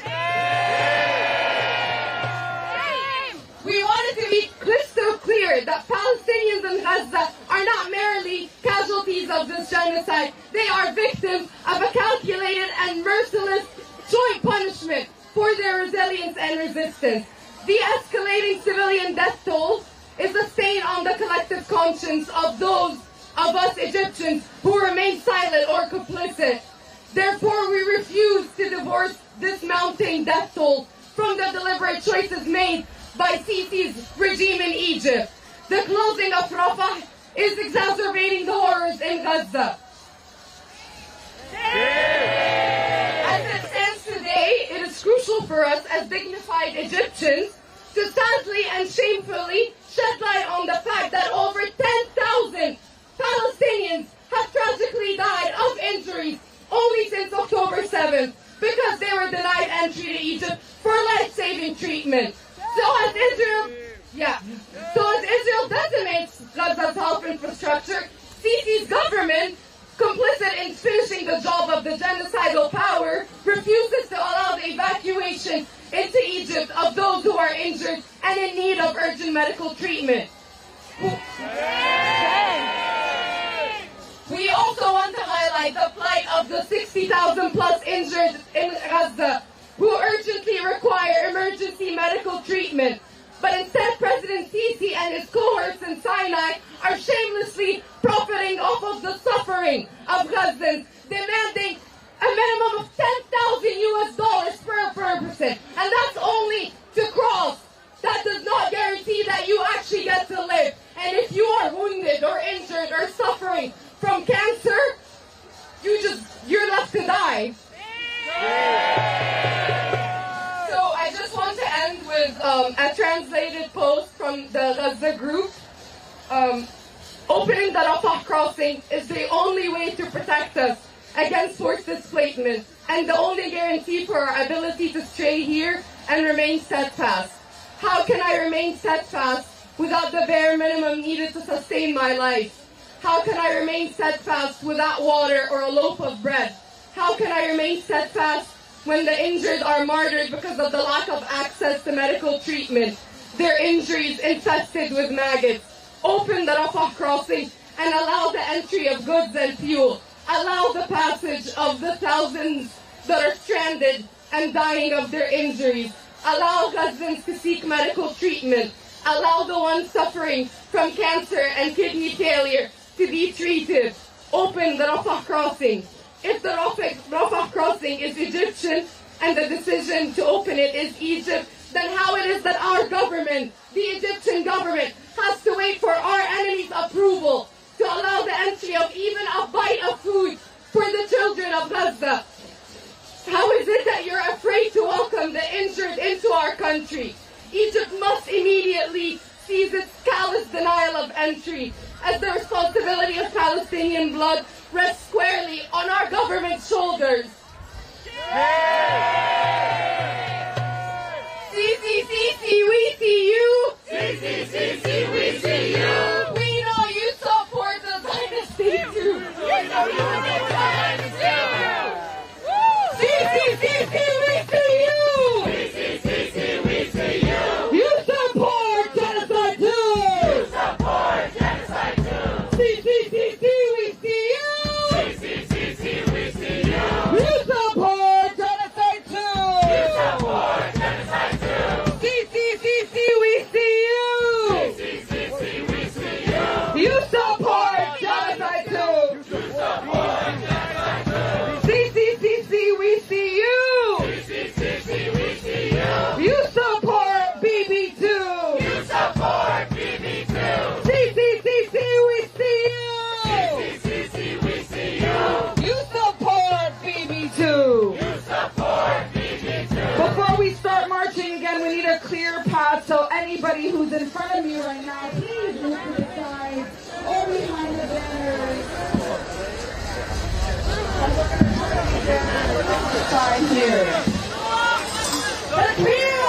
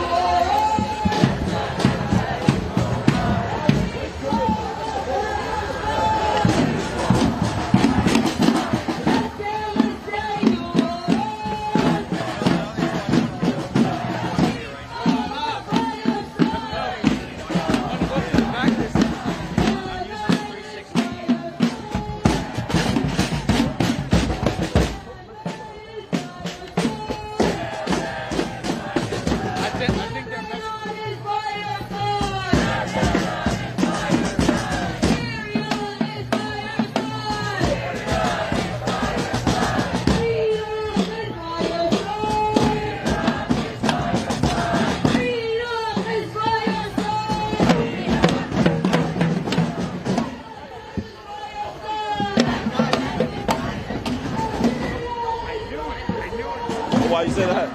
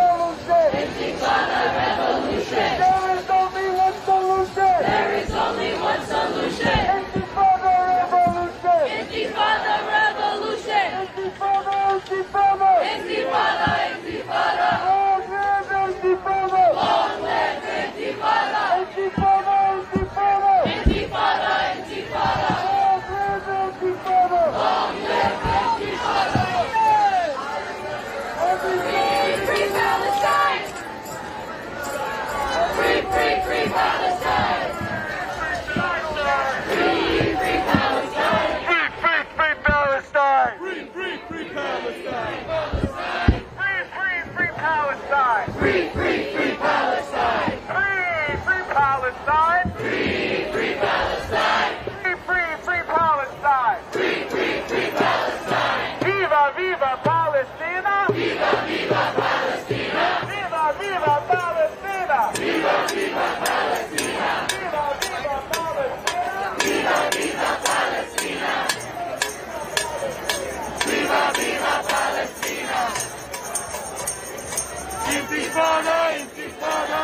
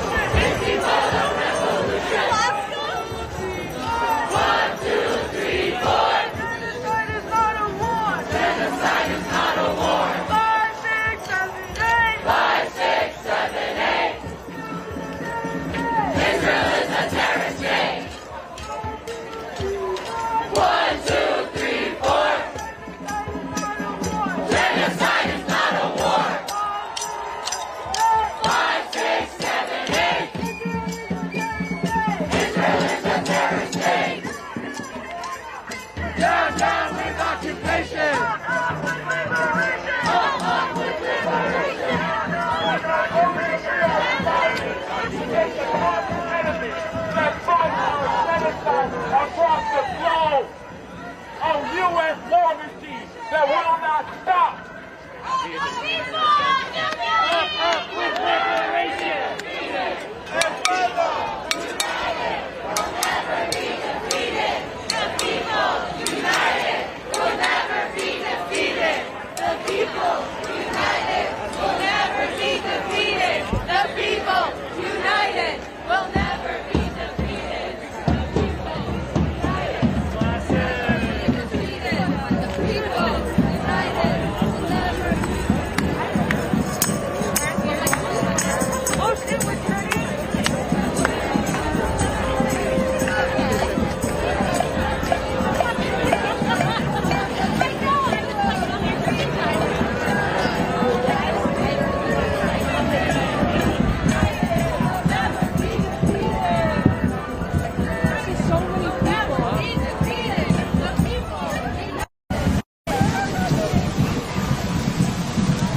This is definitely the biggest protest I've covered in New York City so far in the past 3 months.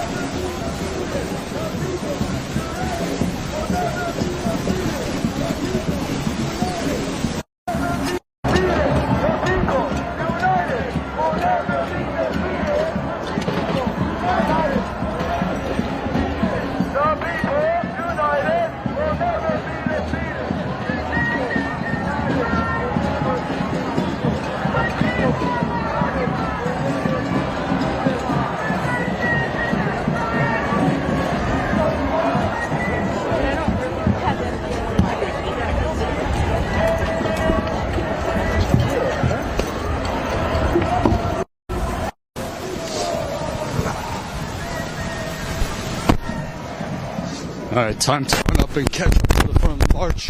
Now we are heading towards Gracie Mansion, which is the mayor's home.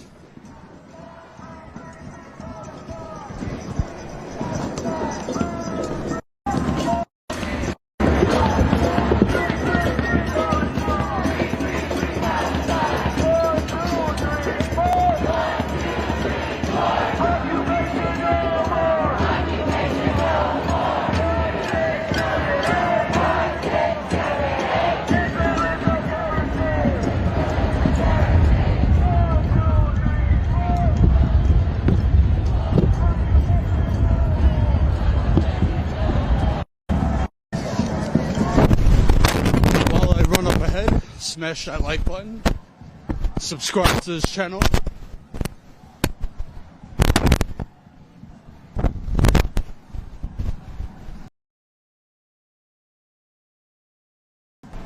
Running is actually helping keep me warm.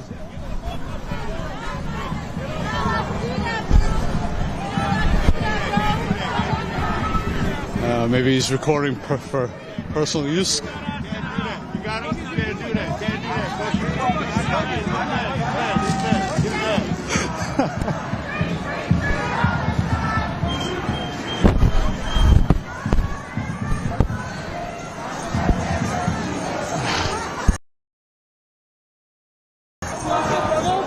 What's that? Yo, where do you go? Oh, hold on. So, I'm live on YouTube right now, Status Coup. If you want to take a picture. And I'll give you my card from Instagram. You got a picture? Yeah. Yep. Usually I have people from all over the world watching. They appreciate it. Like, they're like, wow, so many people out here. Commanding free Palestine. Israel is a fascist state! Are you adopted also? Nice. Okay. John. Yeah, my Instagram is on the bottom. Okay? Yeah. Oh, thank you very much. All right, take care. I'll see you.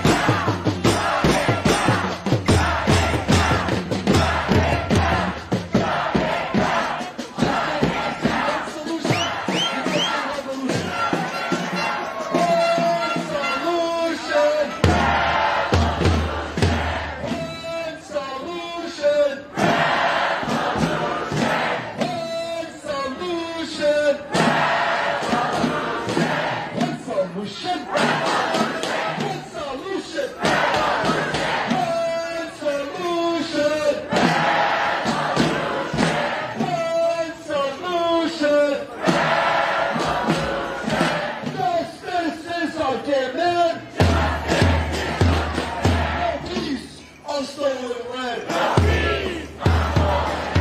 Justice is our demand. The peace of stolen land.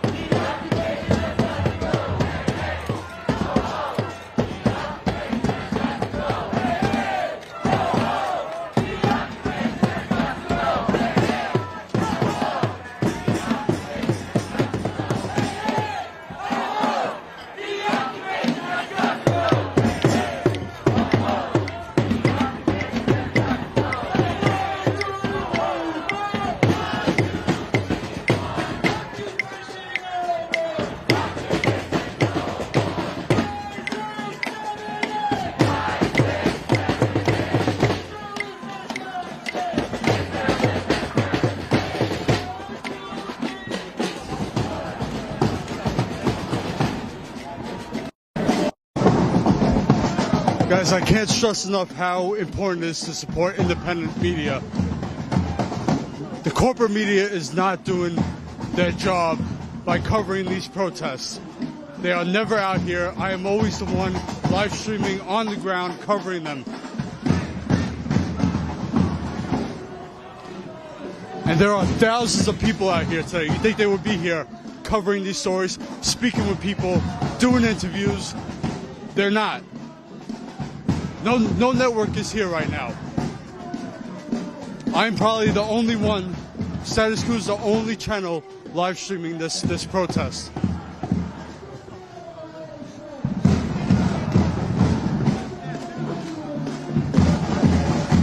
So please consider becoming a member of Status Coup. StatusCoup.com/join. You sign up for $5 to $10 a month, and you'll be able to help support us, our on-the-ground work. It's very expensive to do this. I'm on the ground almost every other day covering protests.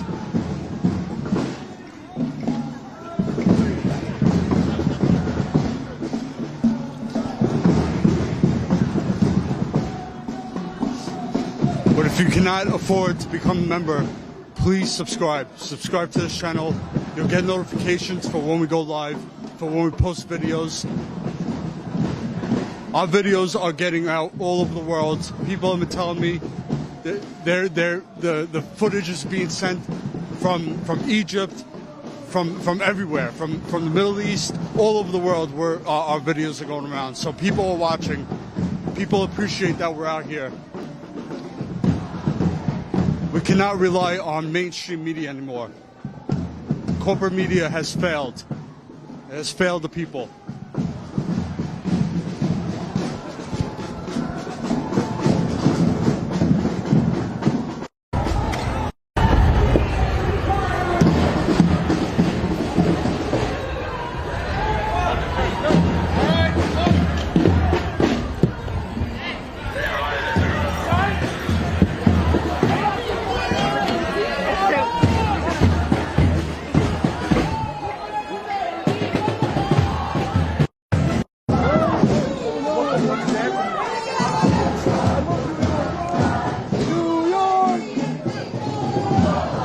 Alright, so we did a quick right. Fool the police.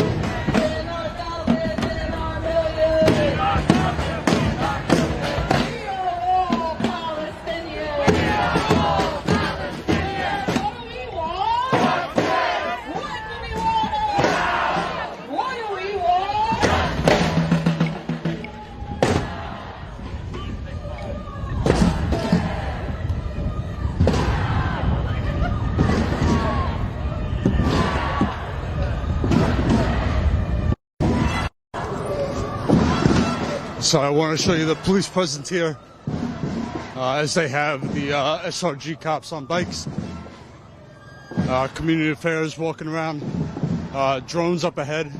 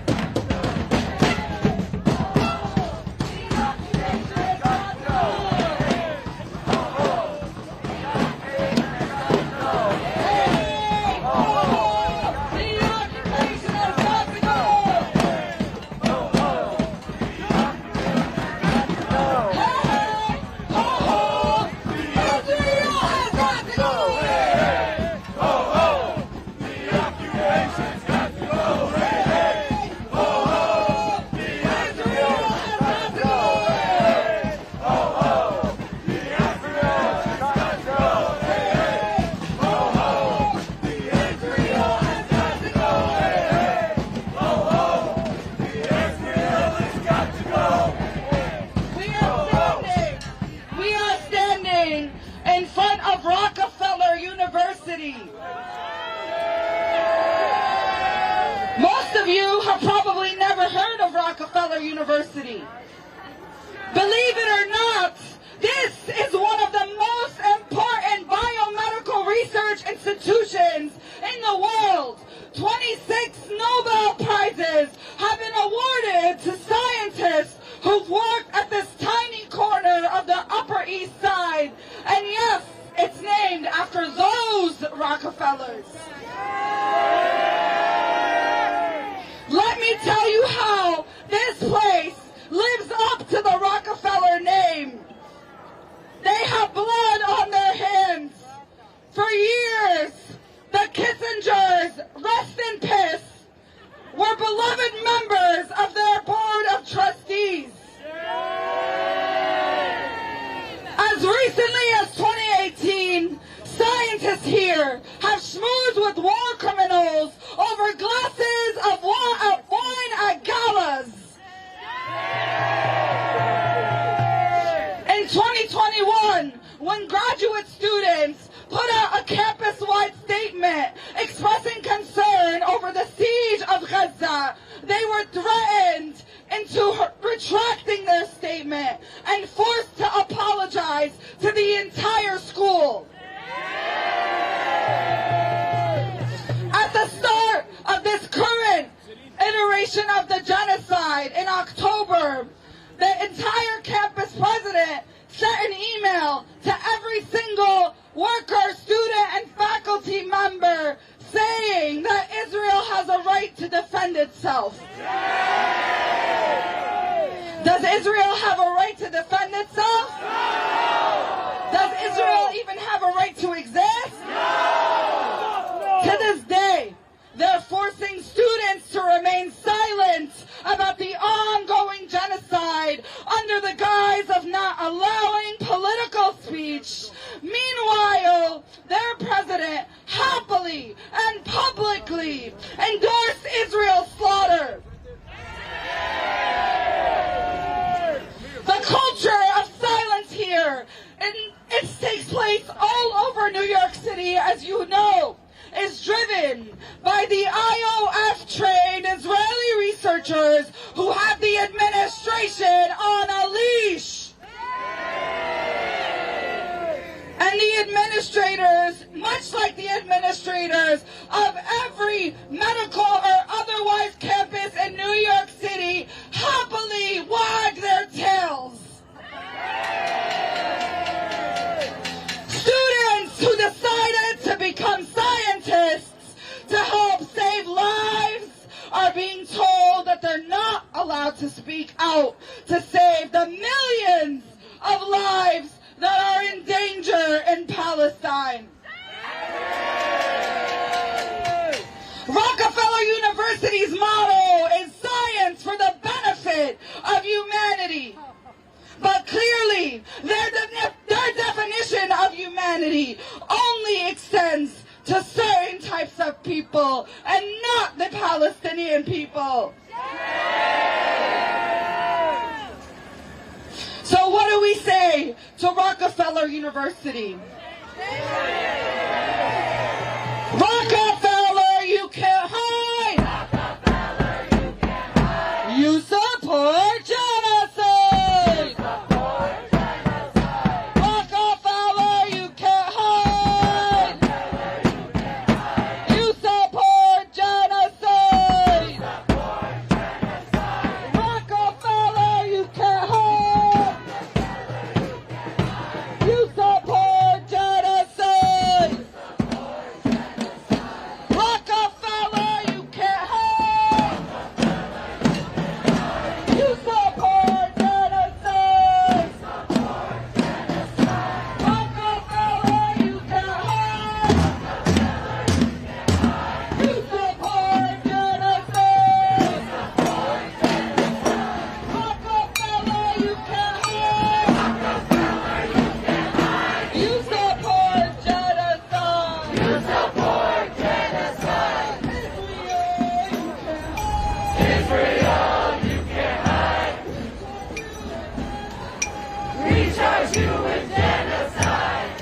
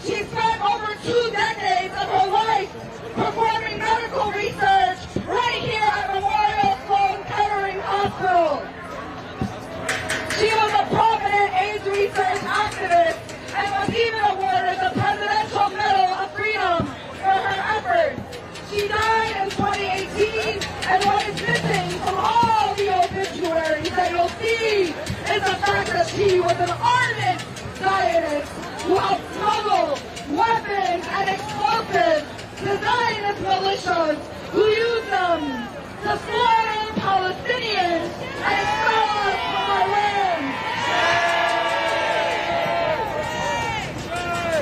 She was close friends with Lyndon B. Johnson and personally helped drive U.S. support for the 1967 Nakba when so-called Israel consolidated its occupation of Palestine.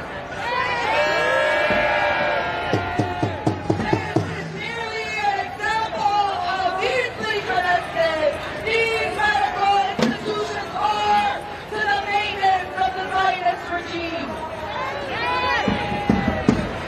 As we stand out here today, there are doctors proudly wearing Israel pins on their white coats while being painted.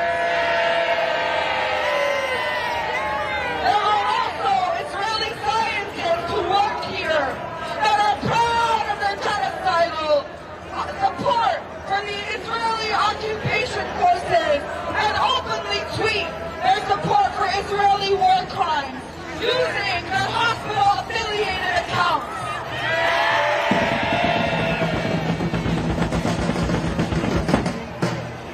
Just last month, Sloan Kettering accepted a $400 million donation from billionaire Zionist Ken Griffin, the largest in their history.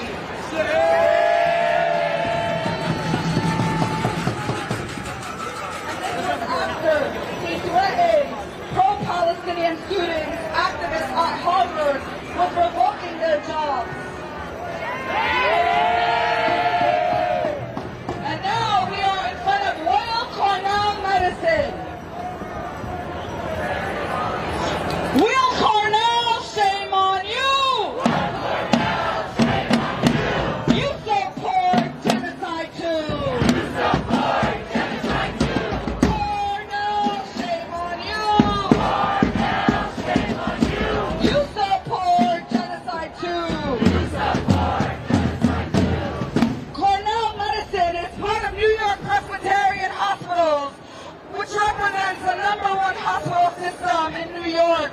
And not only are they shutting their ears to, but also outright supporting one of the largest healthcare catastrophes in history. The Cornell administration has made it clear what side of the genocide they stand on. They refuse to even name Palestine. Hey, you on the mic. We're making a... Please, we're exposing this university and we're exposing all medical institutions that are complicit in the genocide of the Palestinian people. They are anti-Palestinian and Islamophobic, using rhetoric shamelessly on public social media and academic platforms. Meanwhile, their employees are being harassed, suspended, terminated for supporting Palestinian liberation. This includes a Palestinian resident physician who, on the very day when she learned 10 of her family members were killed in Gaza, was cruelly snatched away from her patients in the middle of rounds and brutally interrogated for 2.5 hours. On the same day, when 10 of her family members were killed once again, she was interrogated on whether she was a threat to Jewish patients. Asma Muhammad, a physician assistant, was immediately terminated with no opportunity to defend herself. A co-worker cropped a screenshot of her Instagram post of an Aqsa mosque and misrepresented her to HR. While Cornell has made it clear that they do not care for Palestinian or Muslim lives,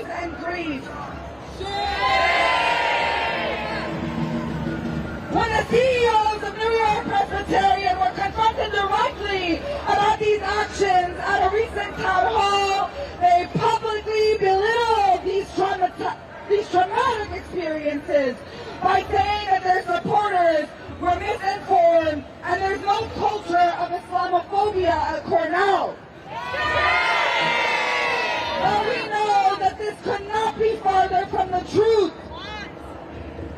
They have been bought by years of Zionist money investing into our hospitals, while our hospitals bent to their knees for blood money. We will never forget their support of Palestinian bloodshed.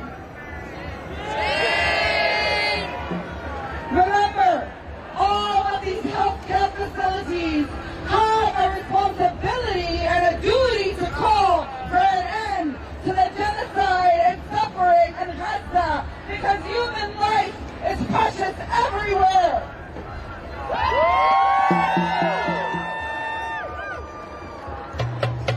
So I would like you all to give it up to our speaker, Aboud, who will tell you firsthand about his own experience.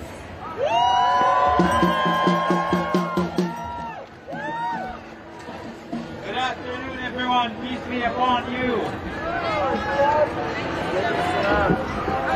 I want to thank every one of you for choosing to stand up against hate, to stand up for the weak, to stand up for justice.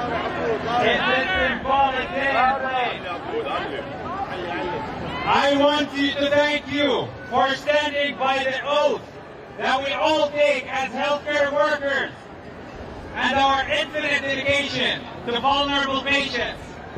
I am sharing a statement with you based on my lived experience as a healthcare worker with my entire family trapped in Gaza.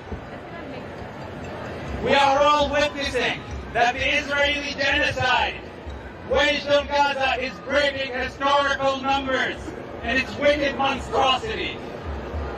The weaponizing of starvation for 2.3 million civilians, the systemic destruction and ethnic cleansing of 90% of this population, and the unmistakable targeting of every healthcare, educational, and religious facility.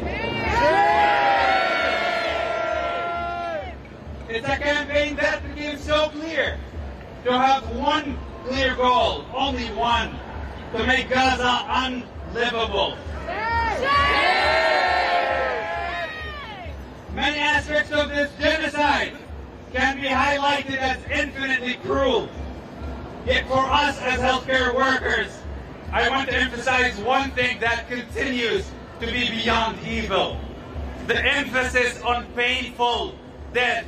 And I underscore painful. An Israeli minister stated a few days ago that they have to find ways that are painful for Gazans beyond death. At the beginning of the genocide, I thought that the shortages of medications were a sequelae of the nature of the war waged by Israel. But when I saw and heard that thousands of patients are dying due to shortages of specific antibiotics, and that injured patients are having surgeries without anesthesia, I realized that this is targeted. Israel found a way of collective torture for 2.3 million people. Anesthetics are a class of medication that has a single purpose: to alleviate humanly unbearable pain. Israel has been insisting that anesthetics cannot enter Gaza, even with the infinitely small amount of aid that goes in. I want you to imagine with me. The pain that my cousin went through, along with thousands of pregnant females who needed a C-section to deliver without anesthesia. I want you to imagine this scalpel tearing through layers of tissue. The scalpel tearing through layers of tissue, superficial and deep. the screams, the horror, and the trauma. I want you to think of 12-year-old Rima, a girl who had bilateral leg amputations after being bombed with her family, only to be killed a month later in an artillery shell that penetrated her hospital room.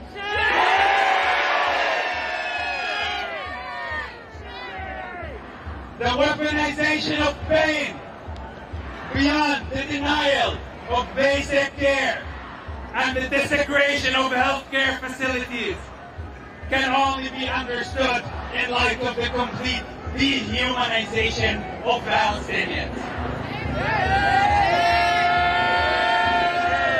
Nothing else conceivable can reason this level of collective brutality.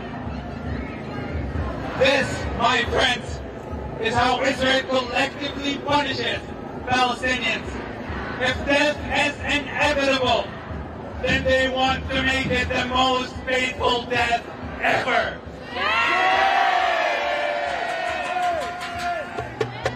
Could this be defended by any decent human being, let alone healthcare workers? No, it cannot. As healthcare workers, we aspire to treat our patients when we can. And if we can't, we try to comfort them, regardless of who they are and their backgrounds. Israel destroyed the Gazans' means to get either of these goals at the time of unprecedented, brutal genocide. Despite this, we have seen the heroic measures. We've seen the heroic measures that our fellow healthcare workers there went through to care for their patients. And I want just to end with this. As healthcare workers in a free country, it is our moral obligation to speak up against this brutality and torture and call it by its name. It is torture. We have to be the voice for our targeted, kidnapped, and tortured colleagues in Gaza. For the sake of our profession, for the sake of the oath that we take, and for the sake of our humanity. Raising our voices is the absolute minimum that we can do in the face of this evil. We demand ceasefire now. Ceasefire now! Ceasefire now! Ceasefire now! Ceasefire now! Ceasefire now! Ceasefire now! We demand ceasefire now. Deliver aid to Gaza and sue Israel for genocide!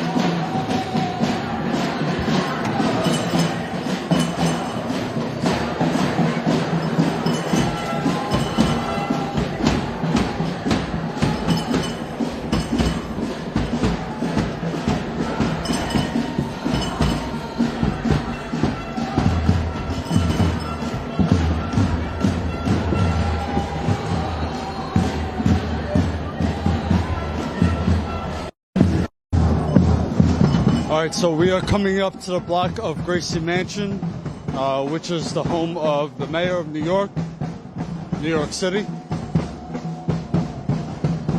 And this will be our last stop on the march.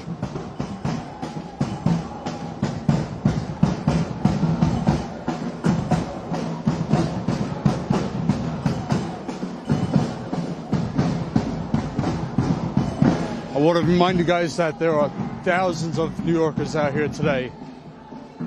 Maybe 5,000 people, maybe more, but this is the largest protest that I have covered here in New York City.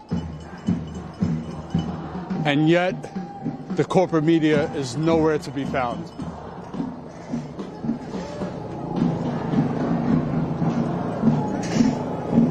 All right, so they're gonna have the couple entrances blocked off. They have police down the way, already posted up and waiting.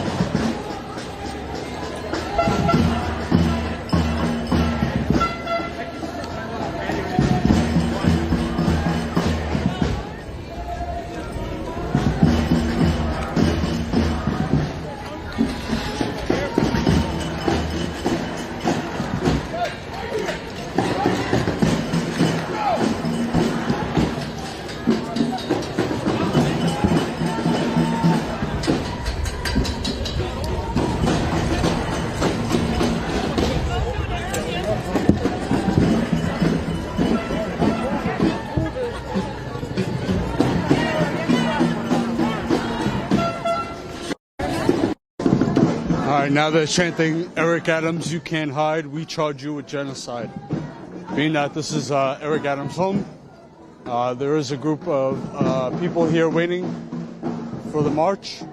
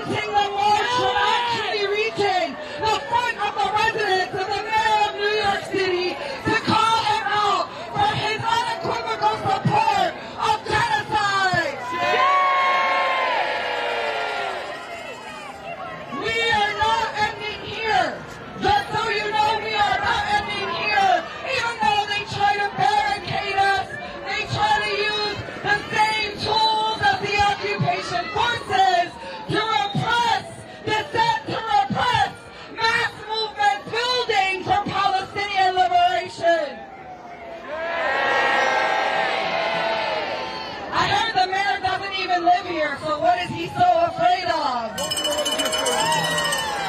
Eric Adams, you can't hide! Eric Adams, you can't hide! You support genocide! You support genocide! Eric Adams, you can't hide! Eric Adams, you can't hide! You support genocide! You support genocide! Eric Adams, you can't hide! Eric Adams, you can't hide! You support genocide! You support genocide! Eric Adams, you can't hide! Eric Adams, you can't hide! You support genocide! You support genocide! New York City workers from Palestine,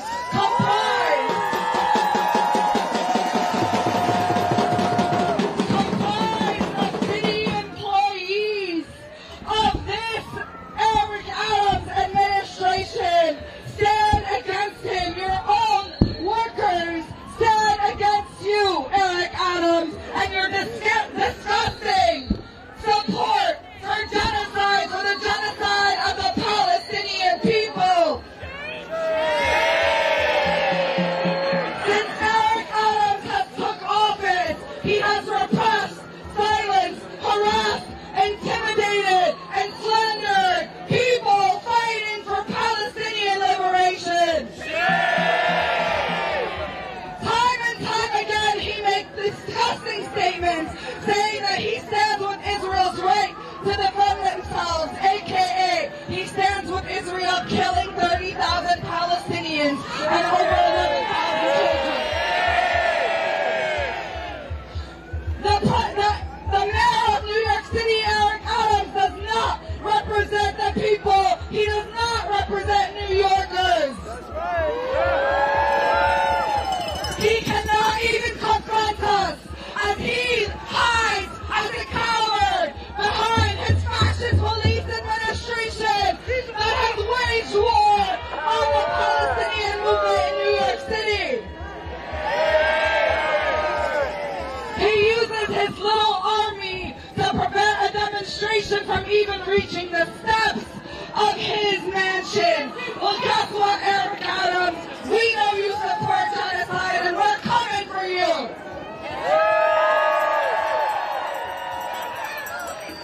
So before we move on to our next destination, because as I said, we are not ending here. We are going to take a small break.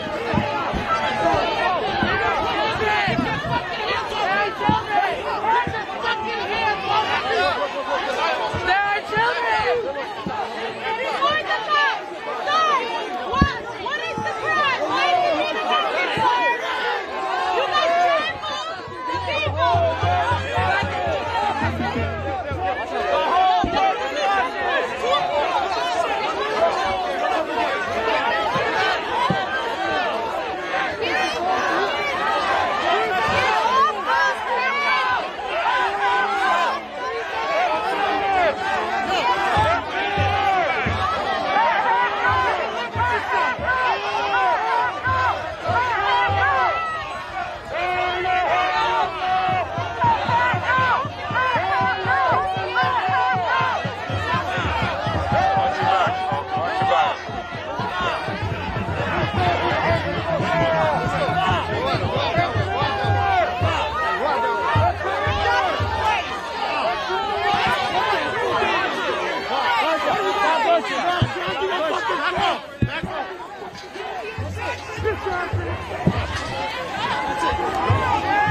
Close it up.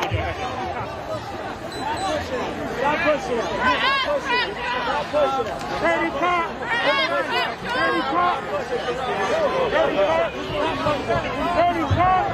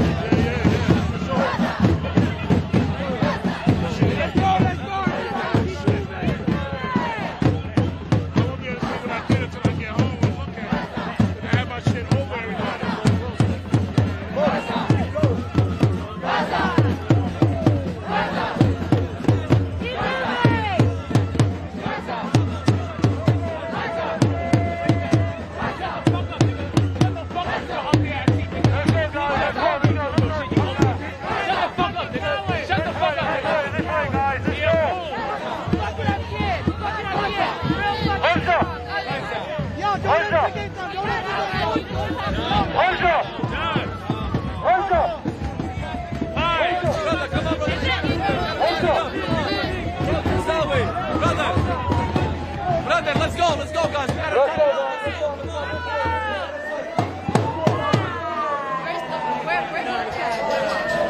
I want to see them take anyone. I think like 2 seconds.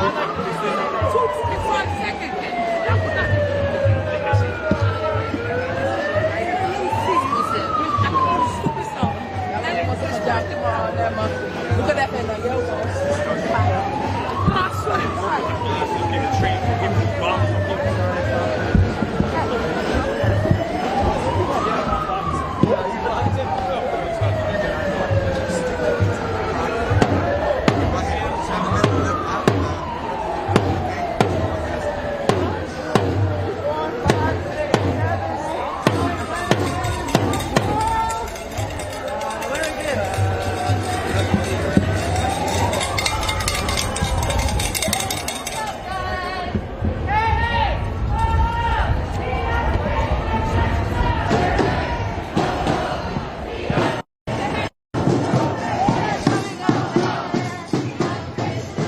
Alright guys, it's unclear what happened there.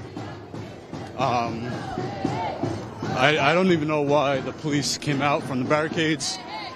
I didn't see what happened, but I saw one arrest. I'm not sure what it was for. I heard he was just a kid. He looked pretty young, maybe in his teens, might be a teenager, but I do not know the cause.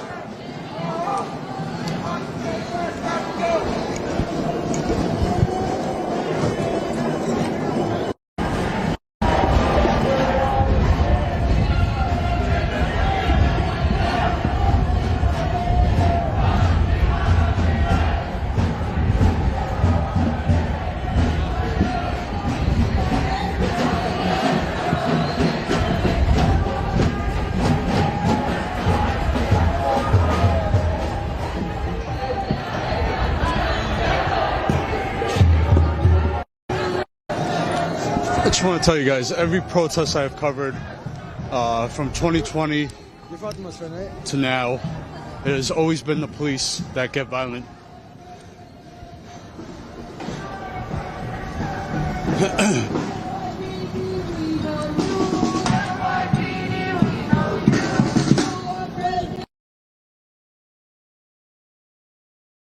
Cause violence, the police, the NYPD, they get violent.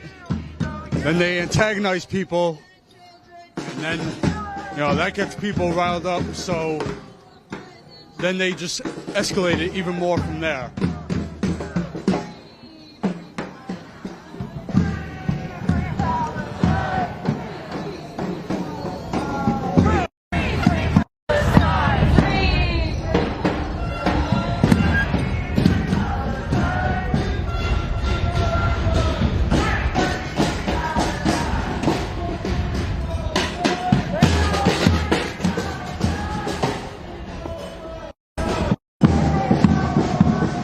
So I'm not sure how much battery life I have on the live view.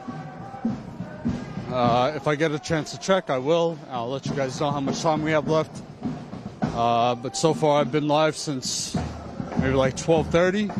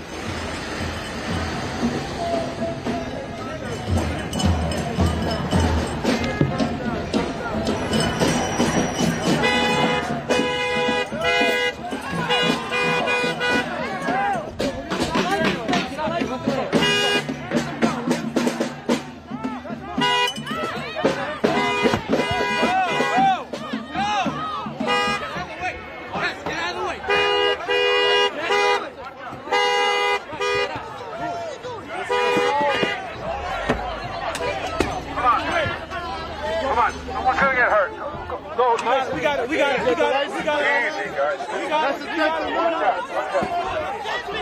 Watch out. Why did you fucking arrest him, Chief? Huh? Yeah. Why did you fucking get him? Why? Okay, you get it. You the fucking department. Hey, that's arrested, guys.